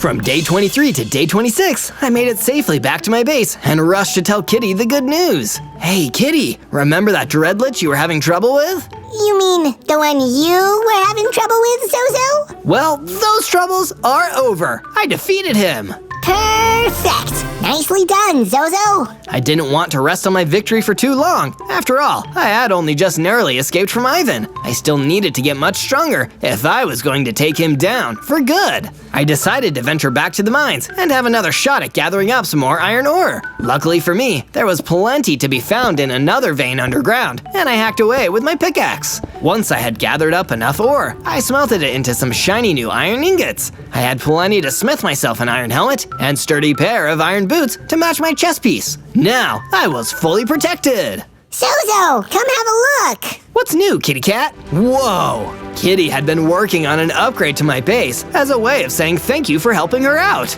She'd built a brand new perimeter wall to keep danger at bay. Now I wasn't the only one with added protection. My base and my friends were too. From day 27 to day 31, I headed back to the frozen peaks. Now that a few of the Dread Thralls and that pesky Dreadlich were taken care of, it was a bit safer for me to explore the area. Although, I had my guard up when I spotted a mighty behemoth. But was he a friend or foe? Relax, little Ice WITHERSTORM. Take a chill pill. Sorry, I can't be too careful with Ivan and his Dread Horde around. Oh, that buzzkill. Yeah, I can imagine he would have given an icicle like you a really icy reception. Are you gonna keep making jokes like that all day? Sorry, man. I'm just feeling pretty good since you took out all those Dread Thralls. It's made things around here way cooler. But you know there's still plenty of Ivan's minions around, right? You're right, and it's not safe for you here, Behemoth. Head back to my base with me. Sweet! You're a pretty chilled guy, Zozo. I made my way back to the base with the behemoth. Once we had returned, I was able to grab some wool from the flock of sheep in the pen and use that wool to make some nice decorative banners that really livened the place up. Once the decorating work was done, the Cyclops ran over in a panic. Zozo, come quickly. I need your help. There's another challenge that might help build your strengths. Then lead the way. From day 32 to day 35, my Cyclops friend and mentor took me towards the frozen lakes, where we came across a sight that even made my ICE WITHERSTORM self shiver. A swarm of Ivan the Ice Dragon's dread thralls were chasing after Dodo the Hippogriff. Zozo, help! It's Ivan. He's found me. He's on to us. I leapt into battle, swinging my iron sword to chop down some of the dread thralls. I let off an ice blast, then another attack, my wither skull blast. I was desperately trying to clear a path to reach the Dodo Hippogriff, but there were just too many dread thralls in the way. No! The dread thralls destroyed the Dodo Hippogriff. I slashed my sword at them, taking down each and every one of them, until not a single thrall was left standing. But I was still too late. From day 36 to day 39, I decided to wander off on my own for a little while. I needed to clear my head and be alone with my thoughts. I hadn't known the Dodo Hippogriff all that long, but I was still sad I couldn't save him. He'd had a lot of faith in me being able to take on Ivan, so I figured maybe my sadness was a reminder that I couldn't take his wisdom for granted. I had to make sure I lived up to the Dodo Hippogriff's expectations. On my travels, I encountered a cactoid in the Alps. Oh, my. Will you please help me? I'm being pursued by a beastly creature. Sure thing. Just point me at the nasty critter, and it's as good as gone. The cactoid led me to the creature that had been coming after him, a horrible hellhound. I grabbed my sword and readied for a fight. After all, the Dodo Hippogriff had told me the path to victory was getting stronger, and any battle was a chance to improve. I took down the hellhound with little effort and went back to the cactoid to tell him the good news. Oh my, thank you, kind, chilly stranger. I've seen Ivan's minions on the move more and more lately. His ego must have been pricked something fierce. Yeah, that dragon really is vain. He took out one of my friends just to get at me. Well, he wants to be the only ice creature around. I imagine he feels threatened by you. Take it from a guy covered in spines. Some people only act tough on the outside to protect themselves on the inside. From day 40 to day 43, I decided it was time to rejoin my friends back at the base. The Cyclops and I had parted briefly after we lost the Dodo Hippogriff, but I thought about what he'd said before. Only with our powers combined could we take down Ivan. Hey there, Zozo. Glad to see you're back. Don't worry, I've been keeping an eye out while you were gone. Thanks, Cyclops. Say, this place looks a little different. Well, I wasn't gonna just sit around on my hands. Have a look around. The Cyclops had worked really hard at making the base more homely, just the thing I needed to lift my spirits after losing the Dodo Hippogriff. He'd built plenty of new bookshelves and even a few comfy couches. You know, Cyclops, it's not like we can sit on more than one of these couches at a time. About that, Zozo, I was wondering if I could invite some guests. There are more Cyclopses like me who have had it up to their eye with Ivan. Would you mind if they came to stay? Not at all. The more, the merrier. After the other Cyclopses came in and found their places, the behemoth came over to talk to me. Say, Zozo, when you've got a moment, I also have a favor to ask you. From day 44 to day 49, I set off from my base to carry out a quest that my friend the behemoth had given me. He said that there was a silver lobo hiding somewhere in the frozen peaks, and that he had some useful info that would help me taking down Ivan, if I could take him down, that is. But while I was beginning my search, I heard the flap of 2 icy wings and had to leap out of the way as Ivan arrived, swooping in for an ambush. There you are! I thought you would have given up after my dread thralls killed your poor friend, the Dodo Hippogriff. You know, he'd still be alive if you had just turned yourself over and let me destroy you, little WITHERSTORM. What's your problem, Ivan? You're really going out of your way to try and stop me from getting stronger. Seems like you might be a little insecure. You're a pest, nothing more than a chilly breeze. I'm an ice dragon. I should be the master of the freezing cold. I'll unleash a whole new ice age on this world, an endless deep freeze. But as long as you're around, you're in my way. So let's see if we can't fix that little problem. Suddenly, a monstrous reaver burst out of nowhere and came charging towards me. Ivan had already flapped away, leaving his minion to take me on. This creature might be my toughest fight yet. From day 50 to day 53, I got to fighting the reaver. This thing was one of the most powerful mobs I'd ever seen. It was all brute strength and rage. I deflected its blows with my iron sword, the occasional hit knocking into my armor and causing me a little damage. I'd need to keep my cool if I was going to defeat this monster. Wait, that's it! I blasted the Reaver with my Ice Blast. While the icy attack didn't freeze it completely, it did slow down the beast's attacks. I could dodge out of the way of its fist a lot easier now and got around behind it to deliver the final strike with my sword. The Reaver fell. I had not only survived, but I'd beaten the creature too. But my trusty iron sword was looking a little worse for wear now. Although, much to my surprise, the Reaver dropped something that could come in real handy later on, some mystical diamonds. I'll stash these in my inventory for now, but they could make me a great replacement for my sword. As soon as I touched them, I was granted a magical vision by the mystical diamonds. They showed me a little dragon, just newly hatched. It was Ivan, as a baby. He was scared and all alone, left abandoned on the top of a frozen peak. So that's why he was such a bully. He'd felt so helpless, and now he wanted to be the strongest around to avoid that feeling, even if it meant being mean to others. From day 54 to day 57, I continued my search through the frozen peaks until I finally came upon the creature I'd been searching for, the Silver Lobo. This thing was nasty. I didn't even have a chance to negotiate or come up with a peaceful solution. It just lunged straight for me. Lucky for me, I had already tangled with a Reaver and survived, not to mention all the Dread Thralls I'd taken down. So with a few blasts of Wither Skulls, the battle was over as quick as it began. And then, I saw the thing that was so handy that the behemoth had sent me here in the first place. The Silver Lobo dropped a map.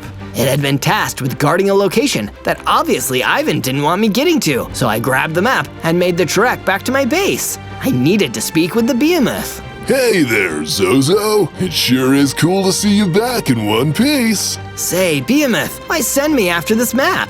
Well, I figured you should go to where it leads and find out for yourself. Will I find out why Ivan wants to stop me from getting stronger? Oh, I can tell you that. He doesn't like being the weak one, and you intimidate him. An ice dragon like him can harness the frost and the freeze, but you're cooler than cool. You're ice cold. Ice withers are made of pure frozen magic. He only wants to hold you back because he knows you could outmatch him.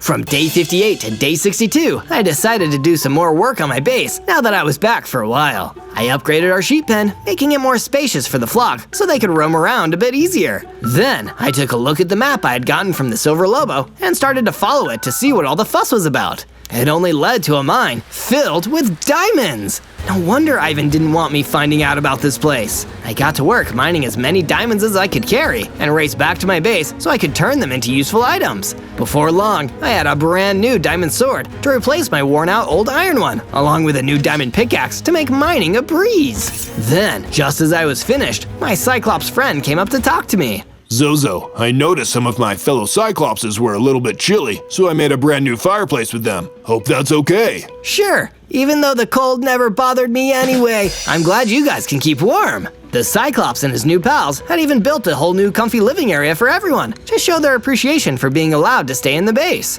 I had to admit, I was pretty impressed with what they'd done with the place.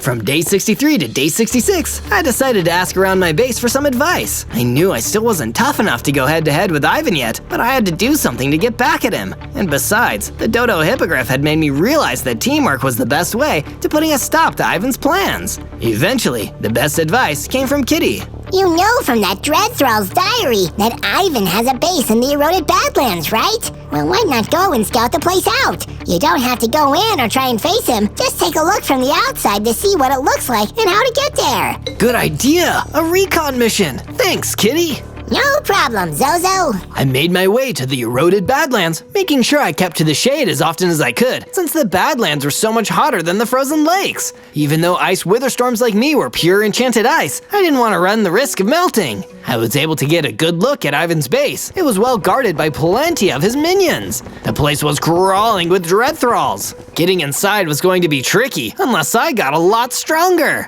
Suddenly, I caught the sound of someone sneaking up on me. It was a siren. Oh no, I thought. One of Ivan's perimeter guards had found me. But to my surprise, she wasn't with Ivan at all. You're an Ice Witherstorm. Then the rumors were true. Come with me. There is something I need your assistance with. From day 67 to day 70, I followed the siren as she explained what the problem was. One of Ivan's dread beasts drove me out of my home not far from here. It's an incredibly territorial creature, and I can't convince it to leave. I need someone to, well, not to be indelicate, but someone that can remove it. No problem, Miss Siren. I'll handle it. Sure enough, there in a clearing sat the vicious dread beast. It immediately sensed the presence of an ice witherstorm in its territory, and I got ready for a fight. After all, I'd been looking for a chance to test out my new diamond sword. The snarling dread beast was quick, but only a little bit harder to defeat than one of the dread thralls. I swung my sword at the monster, and it fell, bested in combat, and now the siren's home was free from the nasty intruder. Oh, thank you, Zozo. I wish I could offer you more than just my gratitude, but know that should you ever need a helping hand, I will come to your aid. Wow, thanks, Miss Siren. From day 71 to day 74, I ventured out across the eroded Badlands, trying to get a better feel for the area and see if I could come across any hidden passageways or other areas that could offer me some secret way into Ivan's lair. I just needed to find something to give myself an advantage, and if I could get a drop on that egotistical ice dragon, maybe that would help me defeat him. I didn't find much in the way of secret tunnels, although I did pass a strange rock formation. When I looked at it from a certain angle, it almost seemed to spell out a word. If you're enjoying this video and want to see more, then find our other ones by searching Zozo or clicking the channel icon below. Suddenly, I heard a familiar flapping of some fearsome wings. Ivan! I must have wandered close enough to his base for one of his dread thralls to spot me. You never should have come here, Zozo. I'll teach you to trespass. Ivan fired his icy attacks at me. Under the sun of the Badlands, he was weakened. Either that, or because I was stronger now, I could take more of what he could dish out. Feeling confident, I swiped my diamond sword at him as he swooped down low, but it wasn't enough to cause any lasting damage. I still wasn't strong enough, so I dodged out of the path of Ivan's next ice blast and took cover until he flew off, frustrated he couldn't find me. He wasn't the only one feeling frustrated though. From day 75 to day 78, I headed back to base and went to sit quietly in my room. I was annoyed that I still couldn't beat Ivan in a fight. I knew all about him now, how he had become the meanest, toughest around, so nobody else could harm him, but he still needed taking down. And if I couldn't even manage to do that, then no one else had any hope of stopping him. I wasn't strong enough, and that made me feel like I'd let down the poor dodo hippogriff. Hey, Zozo, don't feel so disheartened. Come and check out the base. We've made some improvements that are pretty... they're good. It's okay, Behemoth. You can make a nice joke. They're pretty cool. That's what they are. Here, I'll show you. The Behemoth showed me around the base, eager for me to see the new battlements he and the others had been working hard to install. There was now a brand new watchtower, offering a great vantage point to spot Ivan or any of his minions coming if they ever tried to attack our base. I had to admit, even in my low mood, it helped to lift my spirits a little, but not as much as what came next. Zozo, my Cyclops brethren and I have been talking, and I've been thinking about what the Dodo Hippogriff said to you about combining our powers. This battle axe is a sacred item to us, and, well, we think you should have it. I was honored. I took hold of the Cyclops battle axe and hoisted it high. I could feel its magic coursing through me as I suddenly grew larger. It granted me 100 hearts and even passed on some ancient wisdom to me, how to perform a special attack called a whirlwind attack. From day 79 to day 84, I was feeling pumped for a rematch with Ivan the Ice Dragon, so I made my way back toward the Badlands to take him on with my increased strength and the Cyclops power at my side. Much to my disappointment, Ivan was nowhere to be seen, probably hiding back in the safety of his base. I did come across a fire ogre though. This was one mob I really didn't want to let get the better of me. His burning blasts of flame could have melted me. But luckily, a huge gust of wind from my whirlwind attack and some ice blasts for good measure quickly snuffed out the fire ogre for good. But before I could celebrate, I got quite the fright when a ghost appeared behind me. Hey, don't sneak up on me like that. My apologies. I've been wandering these Badlands for longer than I could remember. Just looking for where I fell in my last life. Well, I'm sure I could help you look. The ghost and I searched around for a while, and he seemed to be pretty grateful just to have someone to talk to after being on his own for so long. After a little digging, we came across a shiny diamond helmet. You found my helmet. This must have been where my body was. Thank you, Zozo. Now I can rest. Here, Here, take my helmet. I'd rather it went to someone worthy like you. This was perfect. Some added protection from attacks would give me an edge against Ivan. From day 85 to day 89, I headed back to my base, only to find a terrifying sight waiting for me, Dread Thralls! They were attacking my base. I jumped into action and drew my sword. I let out a blast of my whirlwind attack, sending Dread Thralls toppling over and flinging them into the air. I cut down 2 with my diamond sword, then froze another with an ice blast. A heavy strike with my sword, and he was gone. Ah, jeez. They promised that Ice WITHERSTORM was just a big, goofy, apple-eating baby. That's no baby. Let's get the heck out of here. With that, the remaining Dread Thralls ran off, and I rushed after them. I had to make sure they didn't make it back to Ivan. If they led him to where my base was located, he could destroy all of my friends. I wasn't about to let that happen. I chased the Dread Thralls across the frozen lakes until they were pretty far from my base. I almost lost track of them, but thankfully, I passed a pink pixie who pointed me in their direction. Hurry, Zozo! Those horrid brutes are tearing through the lakes, causing chaos! Please, give them what for! From day 90 to day 94, I caught up with the Dread Thralls. They'd ran all the way back to the eroded Badlands. If I didn't act quickly, they'd reveal the location of my friends to Ivan, then he'd attack. They were approaching Ivan's base when suddenly the Thralls stopped. A hideous creature came out to meet them. It was a Gorgon. What news for Master Ivan?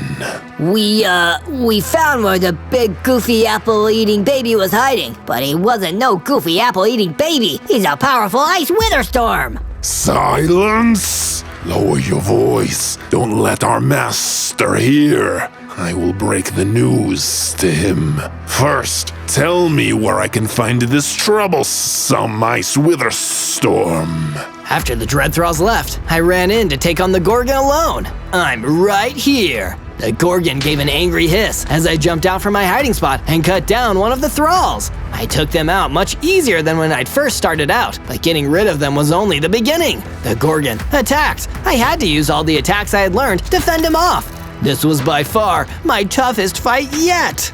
From day 95 to day 97, I continued trading blows with the Gorgon. I thought of the Dodo Hippogriff and his wise guidance, and of the Behemoth, Kitty, and the Cyclopses, and all they had done for me. I couldn't let them down. An icicle like you can't best me. Out here in the Badlands is where a serpent like me can thrive. Yeah? Well, if you're anything like your boss, then you're just talking a big game to hide how uncertain you are. And I never met a snake I could trust. A snake, that was it! A cold-blooded reptile. That's why the Gorgon lived out here where it was warm. If I used my frosty powers, I could make him drowsy, slow him down. So that's what I did, firing off as many ice blasts as I could, despite the scorching sunlight. It was working. The Gorgon's attacks got slower, easier to dodge, and I could slash the frozen parts of his body to chip away at his health. Soon, he had been defeated. I'd done it. I'd taken down Ivan's top henchman. The Gorgon even dropped a key that would get me into Ivan's base.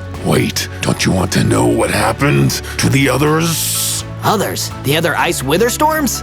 Yes, how my master destroyed them all. With his dying breath, the Gorgon told me that Ivan, after being abandoned on a frosty peak, devoted himself to being the coldest creature around. He had hunted down other ice withers to absorb their freezing powers and make himself stronger. That was why he had been trying to get to me this whole time. I had to stop him, but I'd need to gear up before the final fight.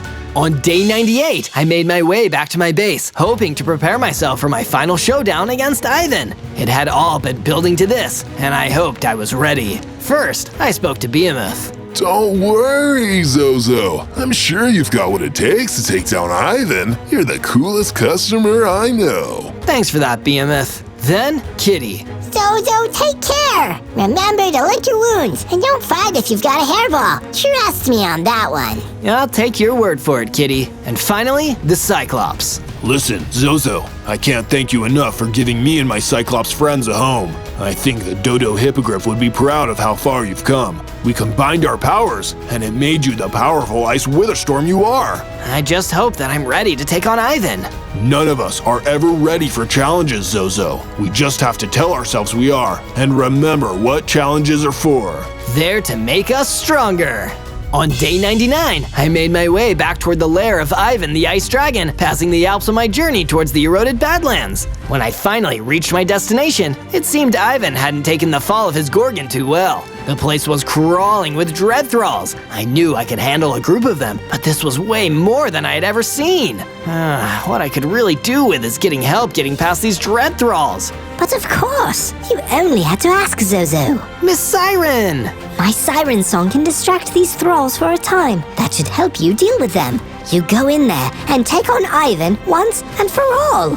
On day 100, I made my way into the heart of Ivan's lair and came face to face with the frozen dragon himself. So, you've come to get melted, like all the other ice witherstorms. No way, Ivan. I'm here to stop you. I understand why you feel the need to be so tough, but it doesn't excuse hurting people. I am tough. Why do you think that me, an ice dragon, would make my home here in the eroded Badlands? Because I'm strong enough, cold enough to withstand the heat. Let's see about that. We clashed. The fight was on. Ivan was much bigger than me and could fly, so he already had a few advantages I didn't. But I had plenty of my own. I was smaller, faster, and far stronger than when we had last fought. Like before, I kept trying to take some swings of my diamond sword whenever Ivan swooped down low and came in for an attack. This was working for a bit, but Ivan quickly realized what I was doing and began to stay, hovering in the air to evade my sword strikes. Flapping his wings to stay above me, he launched icy blasts my way, and I had to dodge as quick as I could. But that gave me an idea. Two can play that game, Ivan. I've got the power of ice, and the Cyclops is on my side. Moving quickly, I used my ice blasts. Then I stayed out of reach and fired some wither skulls his way. It worked. One more swipe of my diamond sword would finish it. Hey, Ivan, you really need to chill out. Boom! Ivan the Ice Dragon was defeated.